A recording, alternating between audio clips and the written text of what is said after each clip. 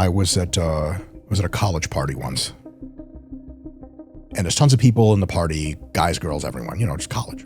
There was a poster on the wall. It wasn't very big. But it said, "No fat chicks." I remember turning my head at one point during the party, and I saw two girls standing there, well away from the picture. And they were chatting, having fun.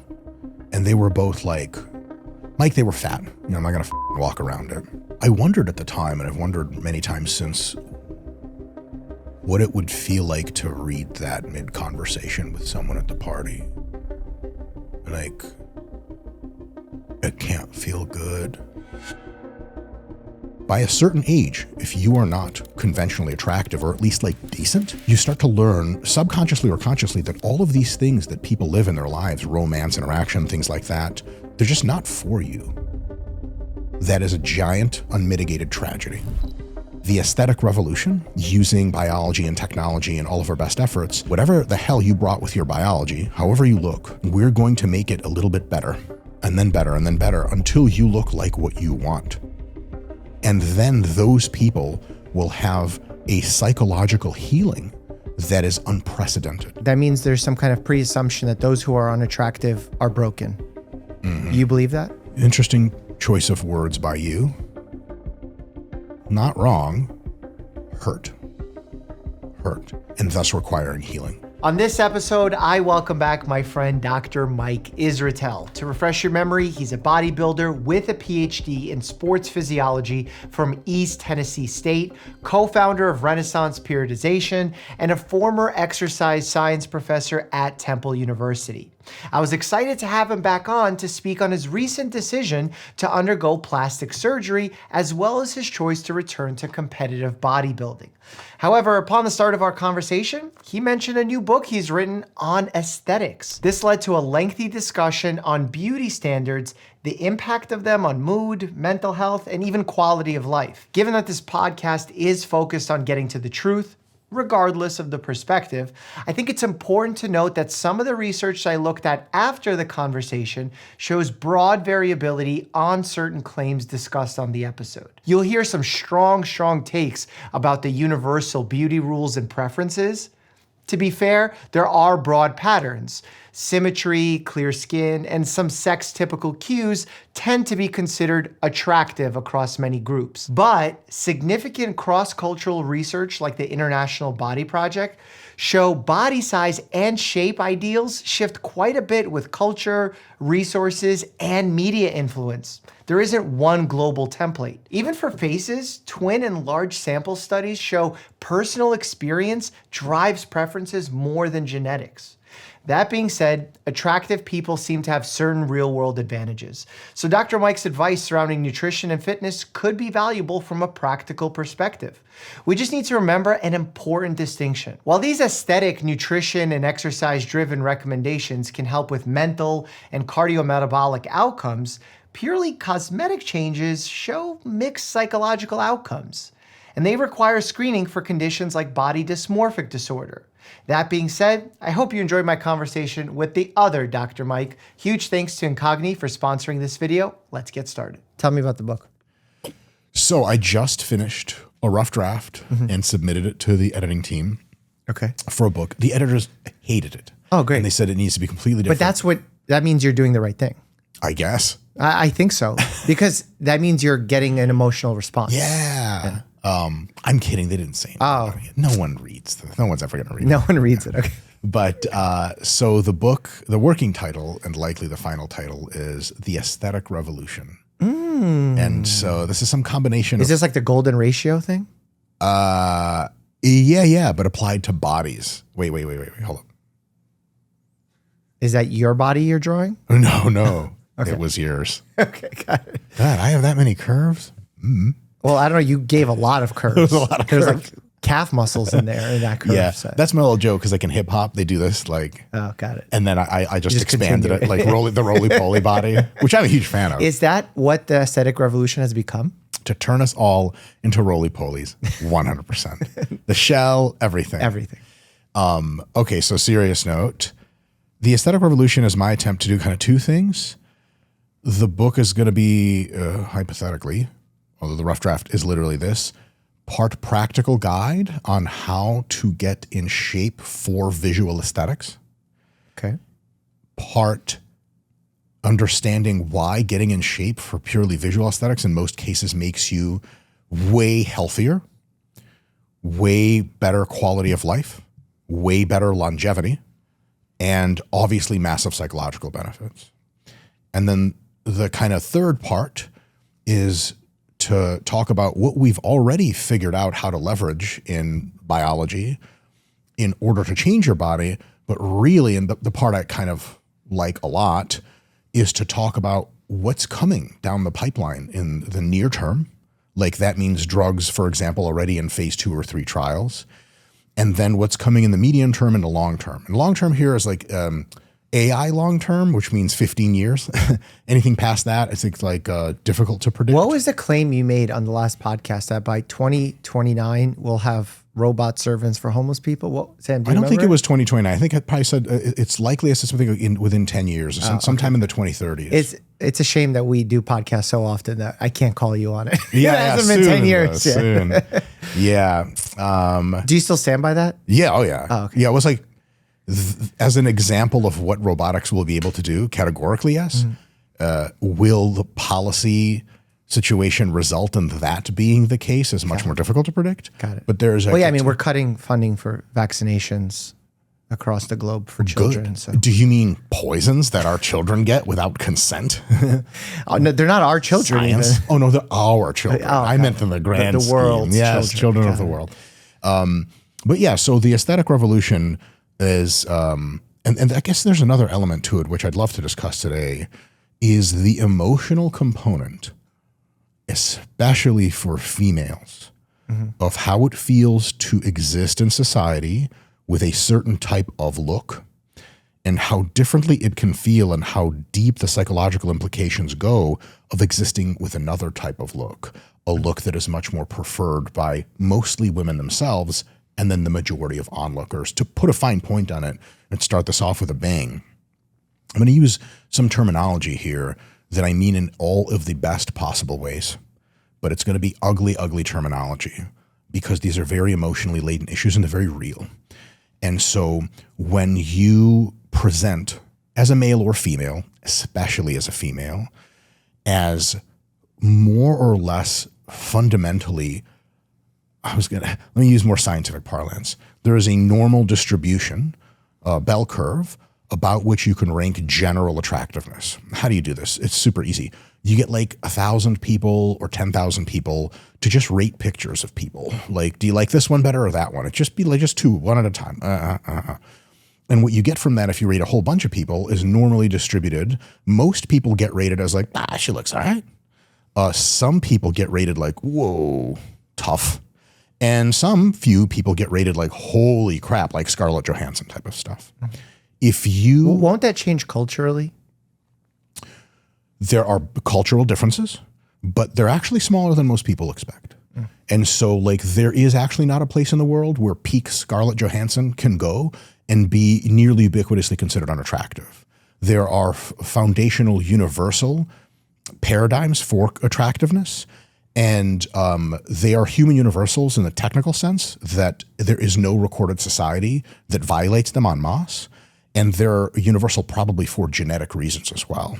And so when you aggregate all of the insight on who is kind of most and least attractive on average, and mind you, everyone has their own pick of the litter.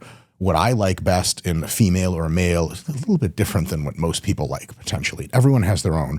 But if you aggregate the big numbers, how you walk through the world, how other people treat you, how you treat yourself in your own head when you look in the mirror does really depend on where on that spectrum you fall. And who's doing that research that you're talking about? I've never seen it because obviously it's not a med school topic that gets covered. Like which one of your patients is more attractive? You're like, why does this matter? Like, shut up. Anyway, so here's a picture. Maybe in a plastic surgery residency. So there it might matter.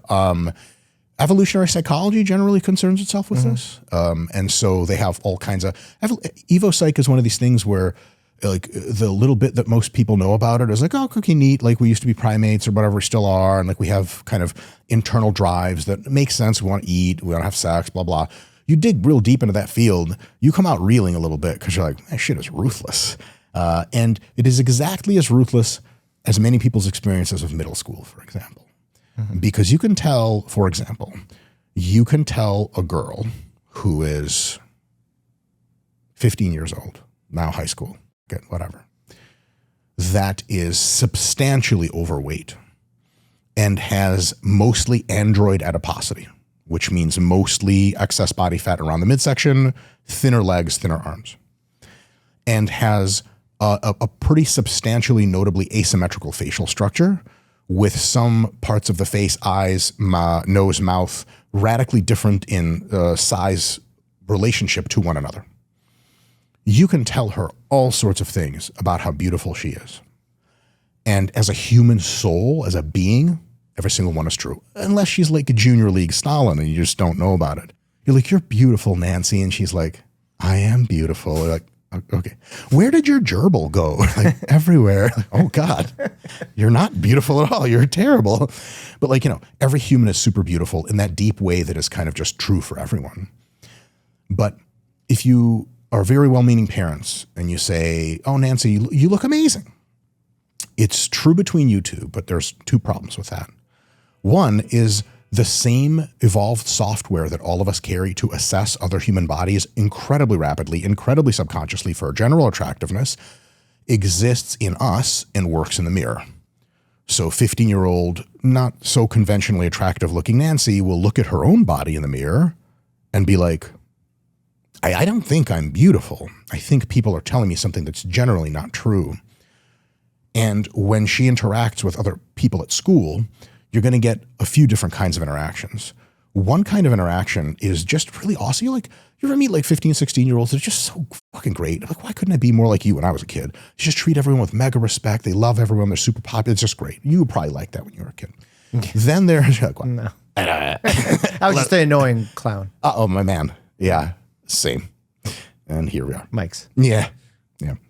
And then there's another kind of interaction where you, for example, get outright bullying or degradation on the other extreme. Like, hey, you're fat, you're ugly. And like, kids will say stuff like that all the time. Kids are a certain brand of ruthless that we as adults tend to forget until we experience it. Like, you're around kids, like, what did you just say to your friend? Like, you can't talk like this to people. But there's another kind of in the middle, where everyone's cool with you. Everyone thinks you're dope. You're that 15-year-old girl that's significantly out of shape, let's say. And, but it's the subtleties that hit you the hardest. You're friends with all the girls, all the pretty popular girls and everyone in between. And they all like boys or whatever, other girls, right? Trying to be inclusive, cut me some slack. They like other people. And when you're an attractive female of that age and you like someone else, there's a pretty even chance that they're going to like you back, decent at least. And so you're like, oh my God, like, I love like John, he's so hot. Oh my God. And John's like, yeah, send a back text, the whole thing. When you're that girl, when you're not conventionally attractive, and I'm using it very mildly, you are conventionally unattractive. Nobody tells you outright, potentially, that you're like that. And people like to bring the pretty girls down. They call them ugly too. So it's all same. And you could have gone through some of your life until that point thinking like, I fit in. Everything's great. I'm just like my super hot friends that are popular too. And then you're like, I think I like Eric. I think Eric's amazing. I'm actually using subconsciously names of fictional characters in the book, by the way. Okay. People read that, they'll be like, ah. But here's a big problem. There's a high probability that Eric doesn't like you back. And that's going to hit you like a ton of bricks, because it's not going to happen once. It's going to happen over and over and over to you in your life. It may start when you're 8, when you have little kid crushes, and it may extend all the way through your entire life, where just because you're shaped a certain way, it doesn't matter how you are on the inside. It doesn't matter how gorgeous you are as a human being to others, how intelligent you are, how patient you are, all those real qualities that we know like people get married for, Like, can you imagine someone's like, oh man, you marry your wife because she was hot? You'd be like, oh, that would be a profoundly stupid decision just to make on that one metric, right? And so most people will never see that part of you because they evaluate you on just one metric. It's like a gateway. The rest of you is behind it, but your gateway doesn't look like they want to go through, and they just don't. And you want them to go through. You read romance novels, you watch rom-coms like everybody else. But by a certain age, if you are not conventionally attractive or at least like decent, you start to learn subconsciously or consciously that all of these things that people live in their lives, romance, interaction, things like that, dating, they're just not for you. And I happen to think that is a giant, first world problem, right? But a giant unmitigated tragedy. And the aesthetic revolution, the culmination of this idea that using biology and technology and all of our best efforts, that we're going to make for the purposes of this and my own personal view, at the very least adults, over 18, whatever the hell you brought with your biology, however you look, we're going to make it a little bit better and then better and then better until you look like what you want. So your external presentation matches your internal representation of what you think you want to look like. And then those people will have a psychological healing that is unprecedented. And I think that getting folks to look exactly how they want to look could be such a major, amazing thing that happens that I'm both excited about it, but also hoping that it gets ushered in faster rather than slower. And one of the purposes of this book is to tell folks about these things happening in the tech space, in the biological space, and already how much you can do about it now with training and diet, which we can get into, so that they know that they don't have to settle for looking like what they're supposed to look like, and they can get much better, because the amount of psychological healing that can occur from someone who has been, how do I say this best? Significantly below average in attractiveness for much of their life. When they gain that above average of attractiveness they've always wanted, that can change them profoundly in a way that is not to be understated. And that's kind of the big thesis. So as a doctor, would you say that they can experience tremendous healing? That means there's some kind of pre-assumption that those who are unattractive are broken. Mm-hmm. You believe that? Interesting choice of words by you. Not wrong. Hurt. Psychologically hurt. And thus requiring healing. So. And how are you landing there? Yeah. I mean, so if you look at the literature on how the degree of. I'll just throw a random non-related example of where my mind's going. Sure. There is this presumption that if you're not as wealthy as someone else, you're sadder, not as happy. But then when we look at basic needs being met, you have security, you have a home, whatever that magic number is. One documentary, one study will tell you some specific number, $70,000 earned a year. Happiness doesn't really change. Is this the same principle where like your looks really don't matter? Even in a situation where people say, oh, if I lose a limb, I'm going to be so much less happy. But then you have the same interviews with people who have lost a limb or are paraplegic or quadriplegic, and they say, yeah, my happiness level is the same. Mm-hmm. Is this the same wrong assumption that we could make as humans in those examples? Mm-hmm. That's a great point. The amount of psychological healing that can result from you radically upgrading your appearance so that you look like what you want is not boundless. And it also requires a certain bit of work on at least two other fronts. One is really kind of doing the inner work of accepting and loving yourself. Nobody can do that for you. Therapists can help a ton, but you can look flawless, and there are many, many Instagram girls that look like, oh my God, this is a real person, and their brains are all sorts of gnarly because they hate themselves. So that's definitely a thing. And also, once you become much more attractive, you have to let it sink in. And the way I've been thinking about it is this.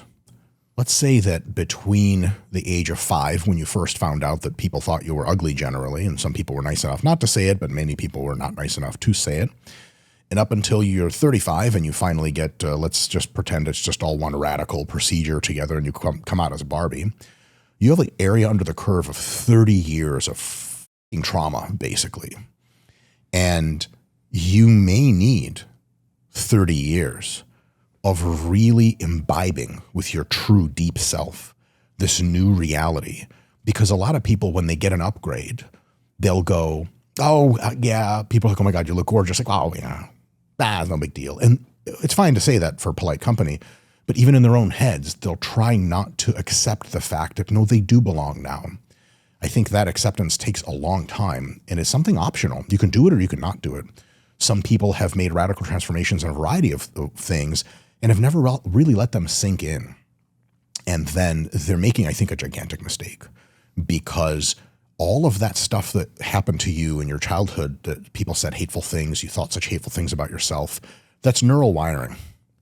And you don't really, in most cases, I mean, unless you smash a ton of psychedelics or something, even that doesn't work all that well, you don't just rewire everything right up. Like, your brain doesn't work like a CPU where just, oh, just delete this part of the drive and install a new program. It takes a long time to upgrade. And so the benefits of looking substantially more attractive than you used to are not infinite. And you can absolutely collect very few of them, even if you look super attractive, if you resist really like floating in that wonderful sea of compliments and of looking yourself in the mirror and going, yeah, hell yeah, this is working. It's like, I know people in bodybuilding that look like machines, like androids, like flawless. Like, you look at them, you're like, how the hell do you look like this? And they like point to like one part, they're like, yeah, I don't really love how my chest is shaped. That shit's on their mind 24/7. Sure. And if someone compliments them, like, yeah, I don't know, I kind of have small arms. You're like, what the hell is wrong with you? Don't you ever want to feel like you actually did the thing? And most people around you won't help you feel that. It's something you have to feel yourself. So it is definitely not a thing, just like the wealth example. You can't really say like, oh, as soon as you get wealthy, you'll be happy forever. Is to solve all your problems? Absolutely not. But I will say the opposite is also an interesting thought experiment. If you're like, well, people who lose limbs are statistically roughly as happy after, say, years of agony of trying to accept the fact that they don't have a limb anymore, by the way, that as the rest of us, that's totally true. If I give you a saw, how likely are you to chop your leg off? I say profoundly unlikely, for good reason. At least the acute trauma of having to deal with the fact that your limb is gone is substantially different. Now, what would be really wonderful is people who've lost limbs to, get to a place where synthetic biology is so good it can grow you a limb back. So you have all of the deep lessons of happiness that you took away from that traumatic incident and having to cope with it, plus you have a limb. That would be really awesome. So the money thing is also, I like that you brought that up. So it turns out my last look at the data, it looks like the relationship between money and happiness is roughly linear and a very steep slope up until you get to like whatever, $70,000 roughly, blah, blah, blah. Let's call it $100,000, inflation adjusted, et cetera. Because like basic needs met and you have enough money for entertainment, you don't feel super constrained anymore. To get that much happiness takes, from going from $10,000 a year to $100,000, you get like, let's say 1x improvement in happiness. You actually get the same 1x improvement again, 2x improvement, but you have to make about 10 times more money. So their happiness going from 100,000 a year income to $1 million is the same as going from 10,000 to 100,000. But it's 10x. And so if you go from 100,000 to 200,000, you're like, oh, my happiness is going to double. No, it's not. It's going to be like 1.15 or whatever. And you're like, I feel basically the same. But if you get to $1 million, yeah, oh yeah. And if you get to 10 million, oh yeah, you're going to get another big happiness boost. If you get to 100 million a year, holy shit, it's going to be a thing. Now, your brain has ways of leveling you off. Like it's a hedonic treadmill, 100%. But there is also another perspective I think is super, super important here. When you're telling people that becoming more attractive won't make you happier, maybe as happy as you think it will, that's super valid. It hits different when you're telling someone who's like pretty damn good looking that like that extra little part of perfection won't make a big deal. It hits real different if you're telling someone who has been made fun of for how they look and it is clear to everyone, including themselves, that are very grotesquely unattractive. They're like, oh, well, it really won't matter much in your life. It's tantamount to telling someone who scrapes by on $10,000 a year, like, listen, I have money, kid. You don't want money. It's more problems. The girls get crazier. And it's like, hey, rich guy, can you get the fuck out of my face until you have money for me? And then you can tell me things like that. So I think that for people who have been thinking like, oh, I could use bigger boobs. That'd be nice. Yeah, like you get a little bit of happiness out of that when you get them installed, and that's about it. For people who have been, and I mean traumatized, with years of having to deal with the fact that they are very unattractive, I think they get big boosts out of becoming substantially more attractive, doing the inner work, and accepting the fact that they now live in a new reality and they have to imbibe that all the time. Yeah, I think about this from a cognitive behavioral standpoint. Obviously, I'm a family medicine doctor, not a psychiatrist or a psychologist, but given the limited availability with mental health access these days with patients, I end up filling the role of beginning or doing an intro session about what CBT is quite often with patients. Sure. And a lot of it is figuring out what version of the hedonic treadmill patients are on, what they envision happiness to look like. And a lot of times it's set to extrinsic goals like wealth, a number of followers, a specific cup size, height size these days, bicep size. And the reality is none of those things actually yield long-term happiness. Like the fact that you could change those things in a moment will create a spike on the chart because it's something different. It's something new. You're going to get accustomed to this new lifestyle. But the fact that you will get accustomed to it means that there's something intrinsically going on that's driving the unhappiness. So like, wouldn't the better exercise, instead of trying to fix what perhaps a generation of individuals or culturally we believe to be attractive, instead focus on, let's go on a higher level of what it means to be human. Let's not devolve to the childlike state of calling each other ugly. Let's figure out how we value other traits, the kindness, the intellectualness, the curiosity that someone has, the humor someone can bring to a conversation, and put that as the priority of what we should be focusing on? Or do you feel like no matter what we do, we're so biologically driven, it doesn't matter that we're going to put our focus into that. It doesn't matter that we're going to focus with cognitive behavioral therapy to help individuals if they do carry trauma. You think that physically there's better bang for your buck to make that transition? I don't know if it's better. I think it's additive. I think both would be great. And if we can solve both problems, that would be great. I also think there are some things in life that really good-looking people have access to that not good-looking people don't. And there's unlikely to be an amount of therapy in any proximate time frame that's going to mediate those. For example, as a single woman in her late 20s who is conventionally profoundly unattractive, radical morbid obesity, very asymmetrical face shape, the whole thing. I don't have to say it. We know what it is. It's really, if you go on a real spirit journey to deep into Eastern Buddhist tradition, it is possible you will come out changed profoundly and a level of serenity and happiness that you didn't even think was possible.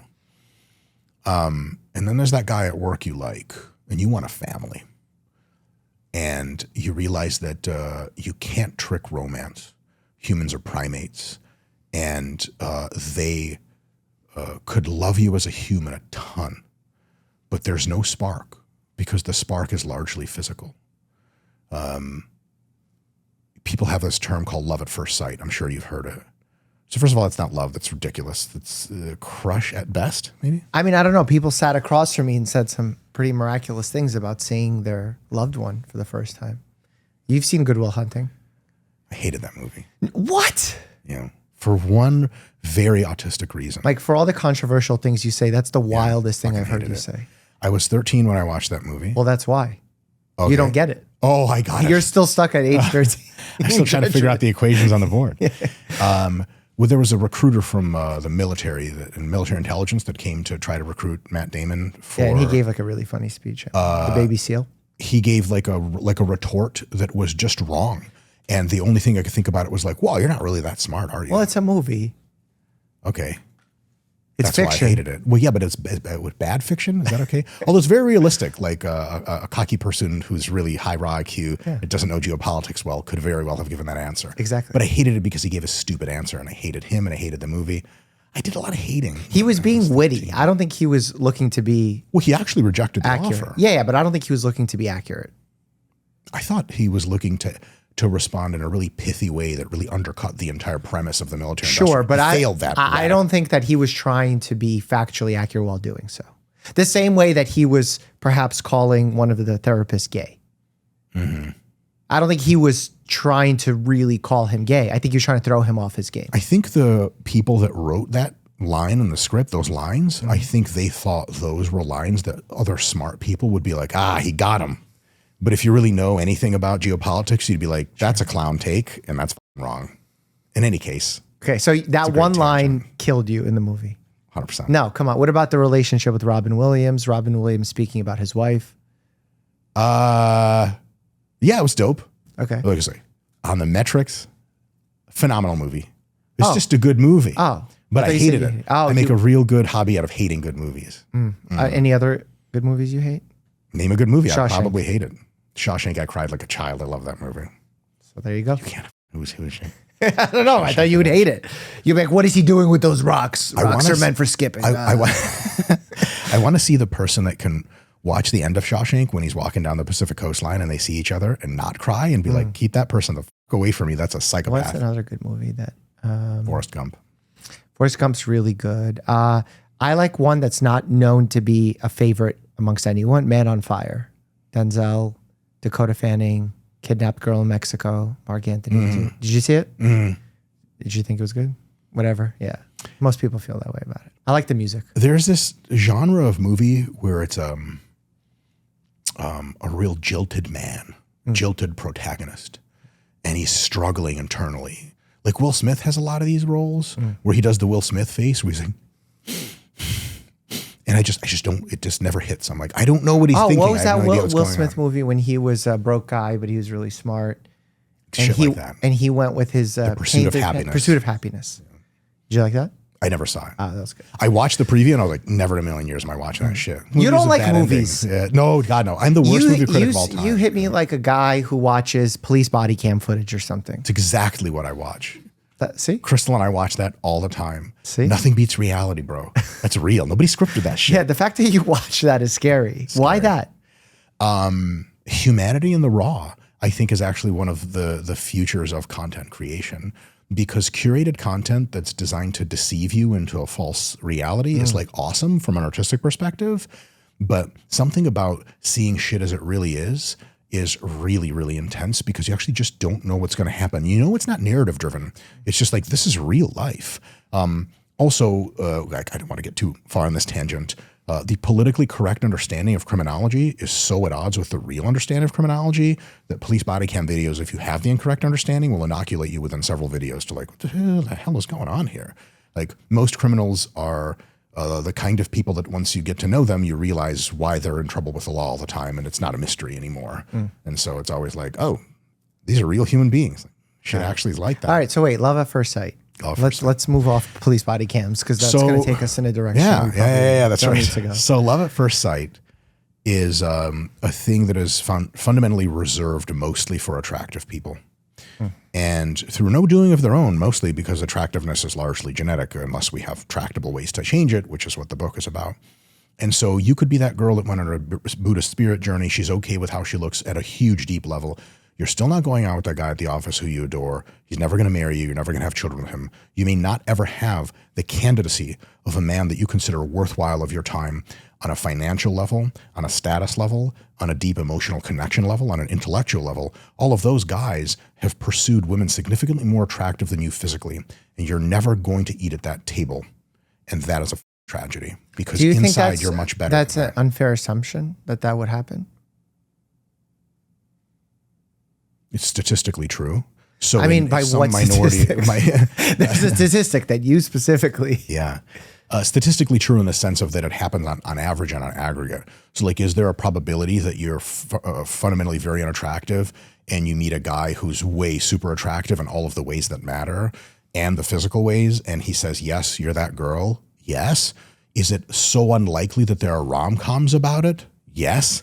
Yeah, like on a vocabulary English level of the words you're saying, I could say it makes sense. The same way that I can say, oh man, putting chemicals in children is bad. Also makes sense, but vaccines are good. Yeah. So like, how do we distinguish between what you're saying as sounding good versus this is actually what plays out all the time, and it's not socially driven by movies and influence from Hollywood side of things. Like, what's the reality if humans were left to their own devices? How do we figure that out? If you dig a level deeper on the chemicals claim, you realize that it actually doesn't make any sense. Because if you've ever paid attention for several days in high school chemistry, you know that everything is a chemical pretty much, except for like the neutron star or something. And then you realize that actually is a meaningless statement. And if you dig down deep enough on the claim that physical attractiveness matters a great deal for outcomes in the world, you run into two things. One is the statistical data on various correlates of success, outcomes at work, outcomes in social spheres, number of friends, intimacy with other people. They correlate grandiosely with physical attractiveness in a way that I consider both true, real, and disgusting. It's a thing. The other way you can do it is just talk to regular people. I think it passes the obvious test. And I'll say this, and I mean this with all very, very due respect. You're very attractive, conventionally. I do have a citation. You've been in multiple magazines as one of the most attractive doctors of all time or whatever. Good luck refuting that. Okay. Which, by the way, I think I tricked them, but my man, it's all angles, right? Because like this, you don't look that That's great, what but I'm like saying. that, That's Facetune. Clint Eastwood, Facetune. 1972. This whole podcast has been Facetuned. Do you know what Facetune is? Oh, it's an app. Oh, it To like like Photoshop your face. Ugh. I tried to download one of those apps, and the algorithm's like, this is just too much. It doesn't do it automatically. Yeah. It's not an AI thing. No. You have to know what's messed up. Yeah, right. I need a lot of AI. So you have likely, at least for times in your life, experienced reality at a very different. How tall are you? 6'3". 6'3". Super handsome, super educated, erudite, very well spoken, fashionable, I might add. Did I mention ultra wealthy? I saw your Ferraris video, so can the bullshit. Thank you. And then, damn it, pull that video off YouTube. And then you're 6'3", and the way humans treat you in the world is going to be very different than they treat other people. And if you get folks and talk to real humans that have the opposite of all of those things on the metrics I just listed, their perception of how other humans treat them is going to be very different. And that's their real truth that they live every single day. And so if you look at the statistical data on like life outcomes and on people's emotional regulation and stability and perception of their happiness during various formative years, looking like some other things, we find that like it's a pretty grim picture, pretty grim.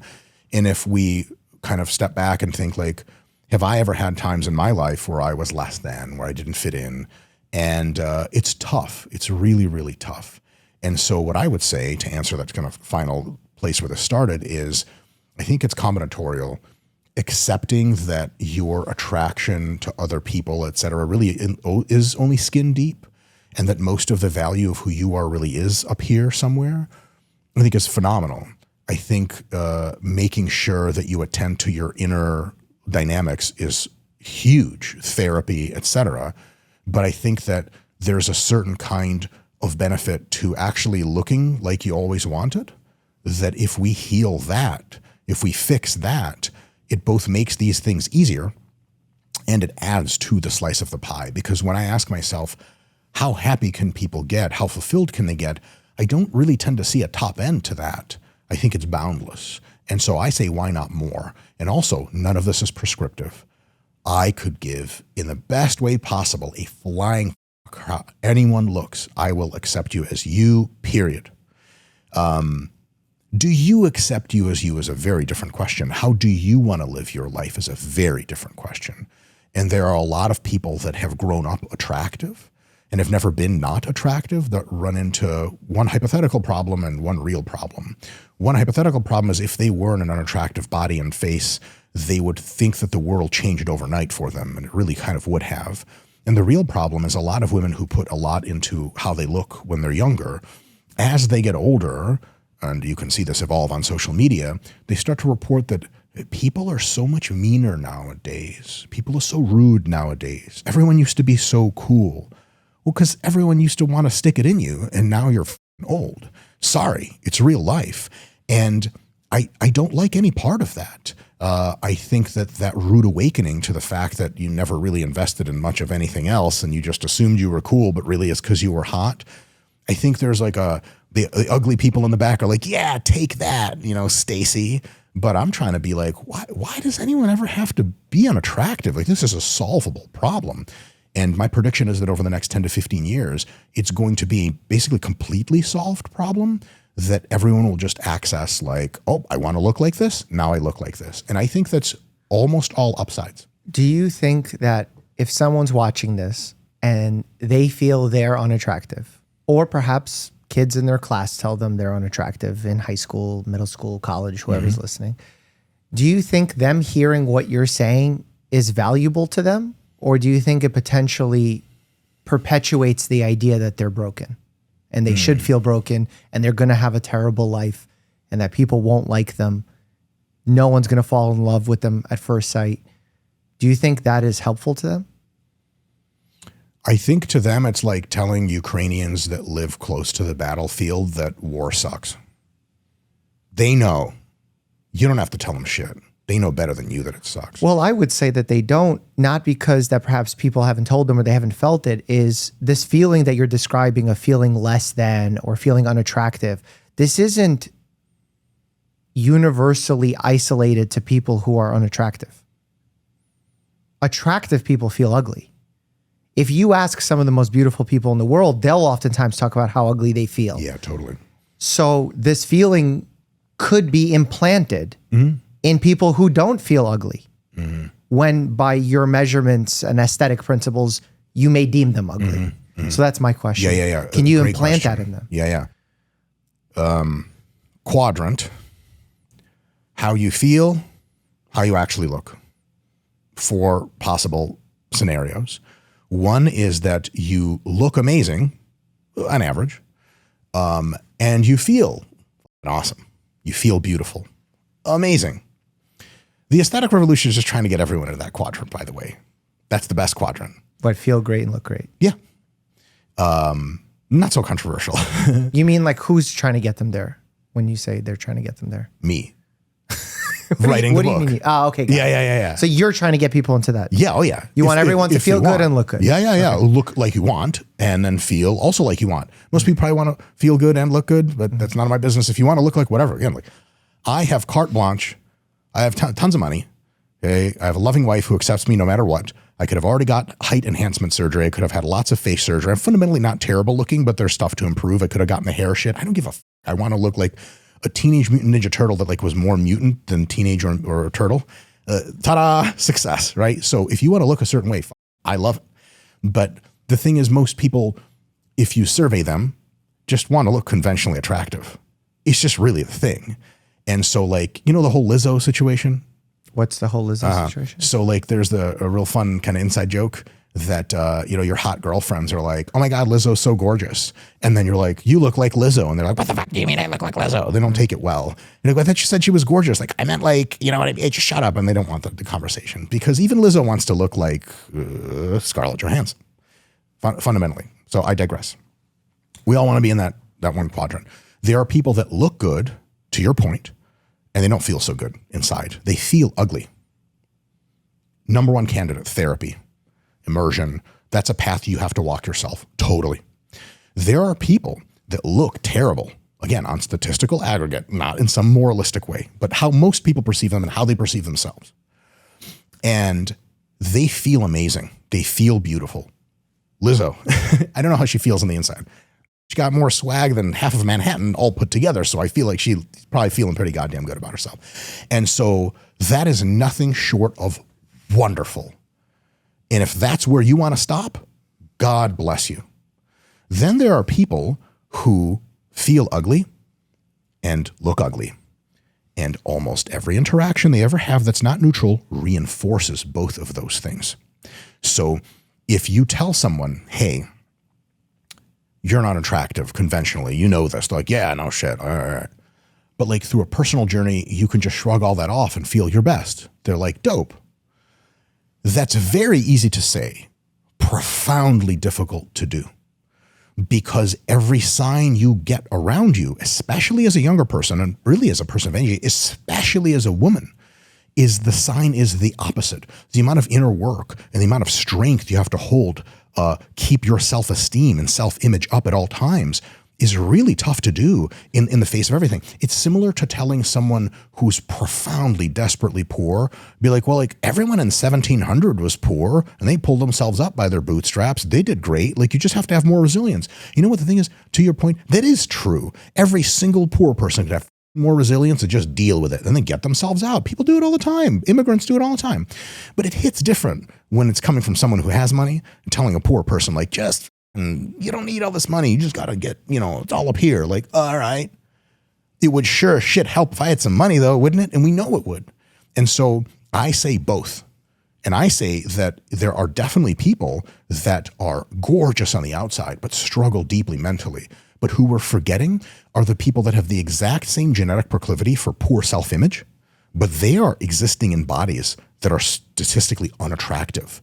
That's extra double misery. That sucks in a way that at least the attractive person's like, oh, I feel like shit. And Kevin's like, you're so beautiful, Stacy. And she's like, oh, stop, I don't believe it. At least she's got Kevin over here telling her some shit, and every other guy she loved from me being like, oh my God. Like, when you're hot enough, it gets annoying because there's guys just ogle you all the time. Hey, what a great problem to have. What if you want people to ogle you and they never do? And the people that you like and you want to reach out to romantically, almost never do they say yes. And at some point you learn that they're probably not going to say yes. Mike, there are, I would say, very heuristic, very hand-wavy estimate here. Millions of American women, and around the world, God knows, tens of millions, that have written off the probability that they will find physical intimacy with someone because it has been so unavailable to them in their real life that they're like, that's just not me. That's tragic. I don't want to say everyone deserves physical intimacy and the recognition of beauty of another person, someone to touch your body and accept it for what it is and find it attractive. It deserves is a strange word, but is there a reason those people don't have it and other people do? And there is. It's just genetics. We can change some of that stuff. What about the fact that I don't know what great studies have been done on this. I haven't studied the subject enough. In fact, this is my first time discussing the subject with you. That people who, let's say, if you get 1,000 people, a diverse enough sample size, rank someone a 5, or they rank themselves a 5 on a scale of 1 to 10, they then select a partner that's in a similar range. And given the fact that there are perhaps people who, based on these aesthetic principles, will be a 1, they will find someone else who's a 1 and they will deem each other beautiful. You disagree with that as a compensatory natural mechanism that nature designed? I wish it were so, man. Some people really do function like that. And I think like that's such a huge unlock. What an incredibly, massively beneficial adaptation to kind of detect where you are in the social, physical hierarchy and be like, that's who my candidacy group is. I squint really hard. I'm going to find that person attractive. Maybe. I think that does happen for some people. What I would surmise is that reality is mostly much grimmer than that. We know this from lots of dating app studies, which, by the way, if you ever looked into it, there are studies now with millions of people in the sample groups. Like, that's crazy. You don't even need stats for that. You're like, which bar is higher? Like statistical significance is 8 zeros and shit. And what we get from that is that tall, handsome, wealthy men that have some ability to be social, they eat, bro. They eat. I'm talking about they're getting almost all the hot women. Don't you smirk at me. You look like you have a real full belly. You know what I'm saying? The fact that you're saying they eat. Yes. Come on. Am I street yet? Was that cool? Am I cool? So I hang around with pieces of shit that talk like that all the time. My friends and my wife. So, and women that are super, super attractive, they just get carte blanche, pick of the litter. And if you look at the bottom 10% of attractiveness for both sexes, you get 2 things. One is probability that you're very successful with the other sex is, or with whichever sex you like, is low, much lower. Not 0, of course, to your point. They find each other. But the thing is that the general software for determining attractiveness is really varied at the edges, but at its core, it's universal.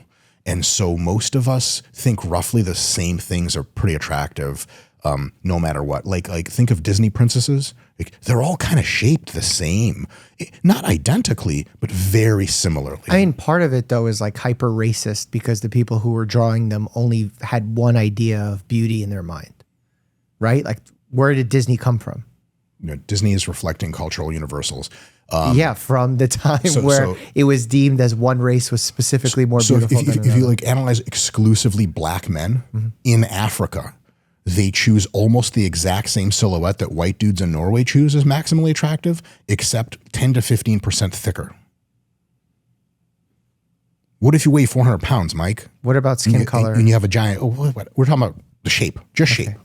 Skin color, you're totally correct, but it also works both ways. Almost every pale white woman wants to look like J-Lo, and almost every dark-skinned black woman wants to look like J-Lo. Really, the Hispanics won. If you ever Google Latinas, anything else after, they're really, oh boy, don't they look great? So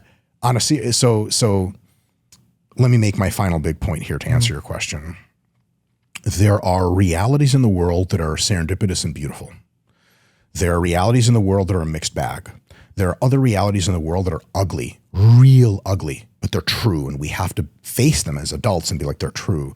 And one of the realities is that most people have the same basic software for analyzing who's attractive and who's not and ranking them. Basics. On the edges they fray, and there are exceptions, 100%.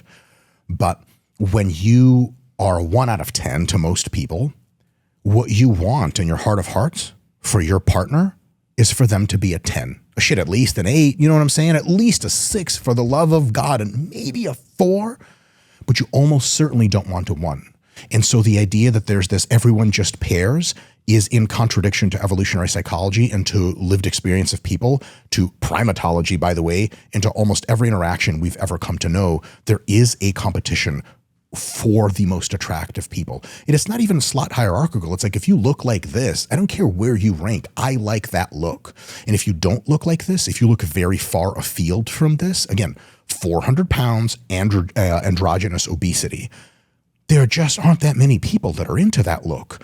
And if you're a woman who's 400 pounds with androgynous obesity, you don't necessarily look at like 400-pound truck drivers. God bless them. They're wonderful people.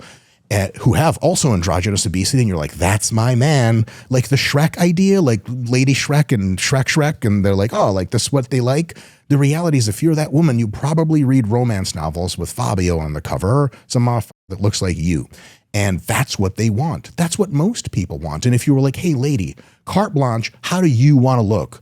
Turn the magazine to J-Lo or Scarlett Johansson or someone else and be like that. And it's just not rocket science. That's how most people want to look. That's what most people want to interact with. So the aesthetic revolution to me in a big part is about like, there are so many just unbelievable people in bodies and faces and hairlines and everything that just don't add up. Like a lot of hot people too are just like, you've met lots of hot people that are just like, no offense, everyone's on their own journey, total dog shit on the inside. And you're like, you're like, she's like, do you want to like go on date number 2? And you're like, I would pay really good money to never see you again, at the very least talk to you. And that mismatch is tragic. I think that everyone who is just simply born into a body and face and physique that just doesn't add up as far as attraction, I think life for them would be really different.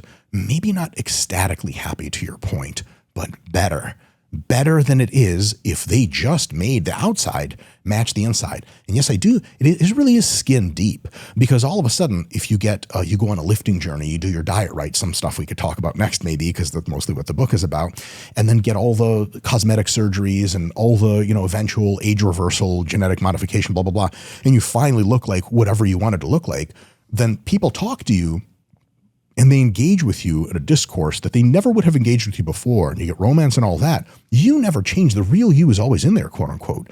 But it was wrapped up in a gift pack that didn't look appealing to most people. And I think, should we work on our inner selves? Yes. Should we work on the wrapping? Yeah, why not, man? And people that tell you the wrapping is overrated are unfortunately fall in one of two camps. Unattractive people that are coping, and really attractive people that have just never seen the other side before. It's like a billionaire's inheritance son be like, I don't know what people in Africa keep complaining about with their water supply. Mine's fine. You're like, What about people who feel it's taboo to say they like something that is perhaps deemed societally unattractive? Give me an example. People who are overweight, carrying 300 pounds overweight, they say, oh, when I go on social media, the amount of men that message me is wild, but they are embarrassed by it because society deems people who are overweight as unattractive. So they feel like if they were to message me publicly, it would be taboo. What do you mean message publicly? Like comment? Yeah, like they won't comment on their stuff, but they'll message them privately saying, I'm really interested in you. Some of those guys are dogs, man. They comment too. You've seen But I'm saying that's a thing that people say. Again, I'm pointing out just from a... That's definitely a thing too, 100%. The reason why I think of society playing such a big role here and magazine culture, like if I think back to the Shape magazine and Vogue telling people to just do champagne and cigarette diet and all of these ridiculous things to just try and weaponize beauty in a way to make themselves feel better.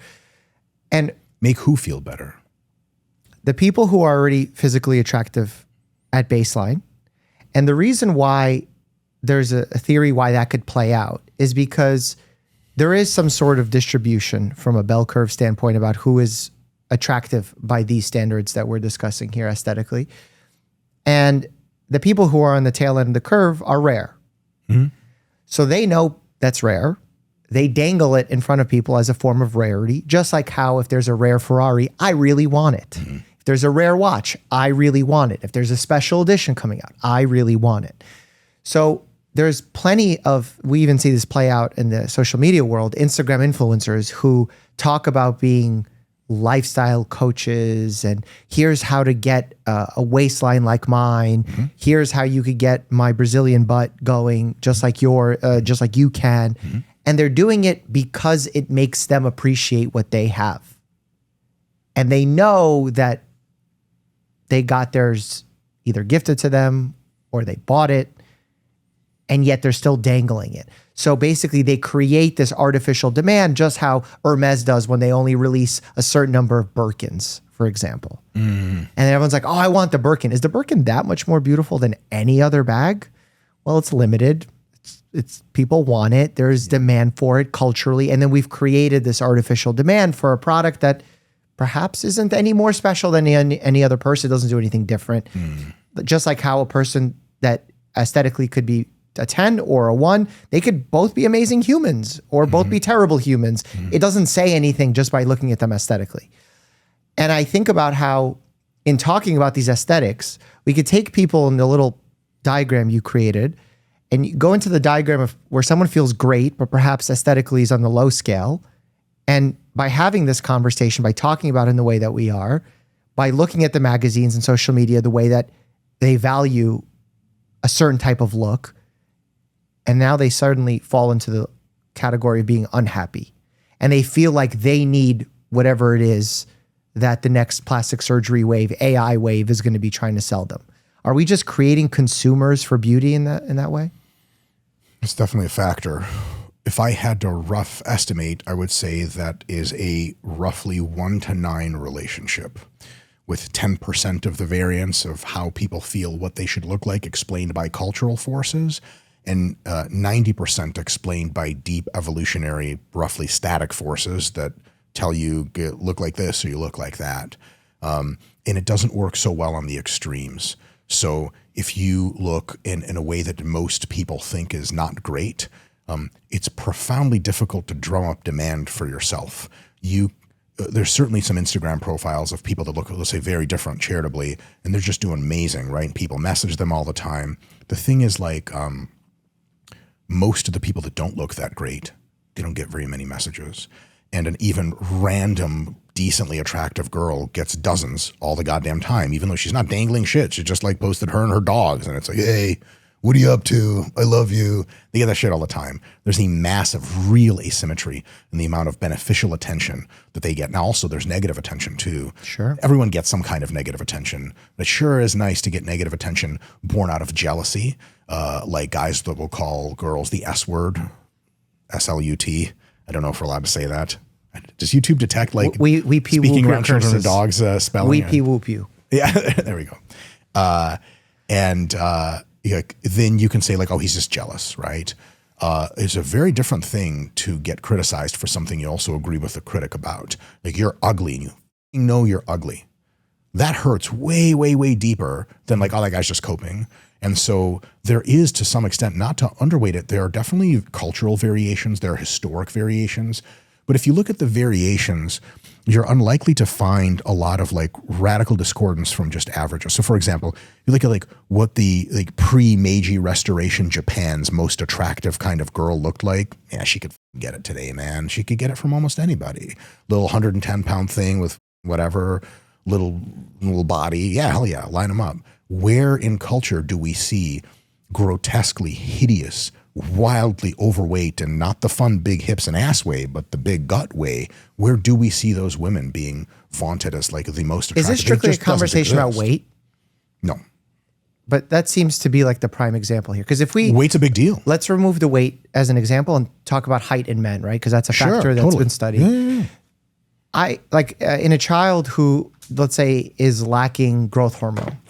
We worry like, oh, we should supplement growth hormone in this child because they have a deficiency. Yeah. And we worry about them developing a very short stature, which could be intervened with and helped with by giving them growth hormone. But at the same time, if we had, let's say, some knowledge and we say, oh, this child is going to grow up 5'6" versus 6, we're not going to be like, oh my God, by all means, get him to 6 because that's going to change his life. It will, though. But that's the question. Will it? Yeah, or are you studying after the fact of judging it and putting this out into the world? Oh, I'm not judging it. Women that say yes or no when you ask them on dates judge it. And you can see this on OkCupid studies and all that stuff. You know, like, so I don't remember the figure offhand. Somebody correct me in the comments, but I think if for every extra inch of height a man has, in order to become equally as attractive at that lower height, he has to make like $50,000 or $100,000 more a year or something totally insane to overcompensate that. And so you don't have to tell a 5'6" kid like, hey kid, you're not a real short end of the stick, literally a little bit. You have to say that. That's toxic. It promotes the wrong kind of attitude. But if he was like, hey, is me being taller going to make me more likely to girls that I like say yes to me when I ask them out on dates? Categorically, the answer is yes. And if you don't tell them that, you are foisting upon them a great illusion that does them no good. You're trying to boost their self-esteem by giving them the big lie. And the big lie is like, well, look, height doesn't matter. The depth of your voice doesn't matter. Your hairline doesn't matter. Your income doesn't matter. Your looks don't matter. After a while, you're like, why the hell did people like anyone ever at all? And the reality is all these things matter, and they're true, and they're real, and they're profound. They matter in terms of getting variety, but does it matter on a scale long-term of a life of happiness, of finding a partner, period? Do we see profound loneliness in someone who's 2 inches shorter? Yeah. Massive loneliness in physically unattractive women. Massive loneliness. There's this whole thing. It's called incels, right? These are real people. If you are male and you are like below 5'3", the probability that you get any 5+ to go on a date with you is teeny tiny. As if you were 6'3", it would be like way, way, way, way, way, way bigger. I don't personally give a about height at all. I think I was in my late 20s when I learned that height is statistically a attraction factor for women. I literally just didn't know that my whole life. It couldn't care less. So didn't that help you, not knowing? Because now you're telling everyone. Yeah. So what if like when you were 12, you heard this conversation and I'm like, if you don't grow, your life's going to suck. Would that have helped you to get to where you are today? So that statement right there is so exaggeratory that it borders on being false. In what sense? You just said that. It's not going to suck. It's going to be worse than if you were taller. And then they go, but then there's so many other variables. Totally, exactly. Life is so they go, okay, I'm not winning it on height. You're like, nah, you're not. So I better like work extra hard at school and maybe get into some hobbies and really push some other way so that I can have all these very pretty girls saying yes to me. And then you're like, yeah. That's not the end be all to life. Said by someone who eats a lot. Right. It's not ideal that I'm the one having this conversation, but scientifically, that's not the end all to be all to happiness. It's not. If that was, then the people who just date pretty women would statistically have the highest happiness levels. It's a part of it. It's a part of it. And let me give you another example. How do you pick an excellent partner? There's actually one true thing about this, is you get to know lots of people, and only through getting to know and dating lots of people can you ever possibly tell what you like in a person. Because it's all pretend until you're like sitting on the couch with them and you're 6 months into dating him and you're like, okay, they look great. There's a huge mismatch on hobbies and interests. Next girlfriend, I'm gonna make sure there's not that mismatch. You gotta sample. And if your sample size is one person ever said yes to on your date, the probability that you settle and end up with them is higher. And the probability that that person is much closer to your ideal match is way, way lower. And thus the probability that you have a not so ideal relationship is also way, way lower. I don't know if that's true, because if you look at grocery store shelves and you see 10 options for ketchup, you have more options than 2. But if you had 2, statistically, you're probably happier with your choice, because you're like, oh, well, I know I don't like that one. I like this one. But when there's 10, you're like, oh, well, do I want this one or do I want that one? Oh, yeah. It's like the mantra of some options are better than none. More options aren't better than some. That's true in an acute sense. If you're just standing there and you're overwhelmed with options. But if you try a bunch of different ketchups all the time, eventually you're going to be like, this is amazing. Where did this come from? You're like, oh, they make it in Denmark. Do you want a box so you can have a lot of it? Yep. Now, every time you go to another restaurant, they don't have that ketchup. They're like, you're not eating ketchup. You're like, I don't fuck with any ketchup. That's not my shit. And you're like, how did you find that out? Well, I tried a lot of ketchups. If ketchup is really meaningful to you, and I think long-term committed relationships are probably really meaningful, you're going to want a bigger sample size. Just mathematically enhances the probability that you will get the outcome that you're looking for 2 ways. One, the chance that you'll randomly find a person that's your person goes up, literally scaled linearly to how many people you date. And 2, how you know yourself as a person in a relationship is a big deal. Who you are in a relationship is a little bit different than who you are just casually. And you might not know who you are as a relationship. You might not even know what you want. If you never tried many relationships, you're going to have a really shit sample size, and you're not going to be able to pick a person as well as if you had lots of people to choose from. So that doesn't mean that someone can't meet and then after 2 dates, like, this is it, we're good. That happens 100%. But what I want for people is, let's say I get to know someone who's a coworker and she just looks like this, the wrong look, right? Just the wrong look. And I know her because I work with her all the time. She's so goddamn beautiful on the inside. She's 28, she's 29, she's 30. No one. She wants marriage. She wants children. I want her to look like she wants to look so that she can start dating people in higher numbers and, much more importantly, in higher quality bandwidth, and then really get pick of the litter because she's so goddamn wonderful. I want her to have the best. I want her to have something that's ungated by her physical appearance. And physical appearance is a problem we can just solve. We can just solve it. So I don't why think not we solve it. I think the issue becomes, again, with the rarity aspect. I think the reason is we found a hierarchy with this genetic distribution of looks, and we've tied it to something culturally.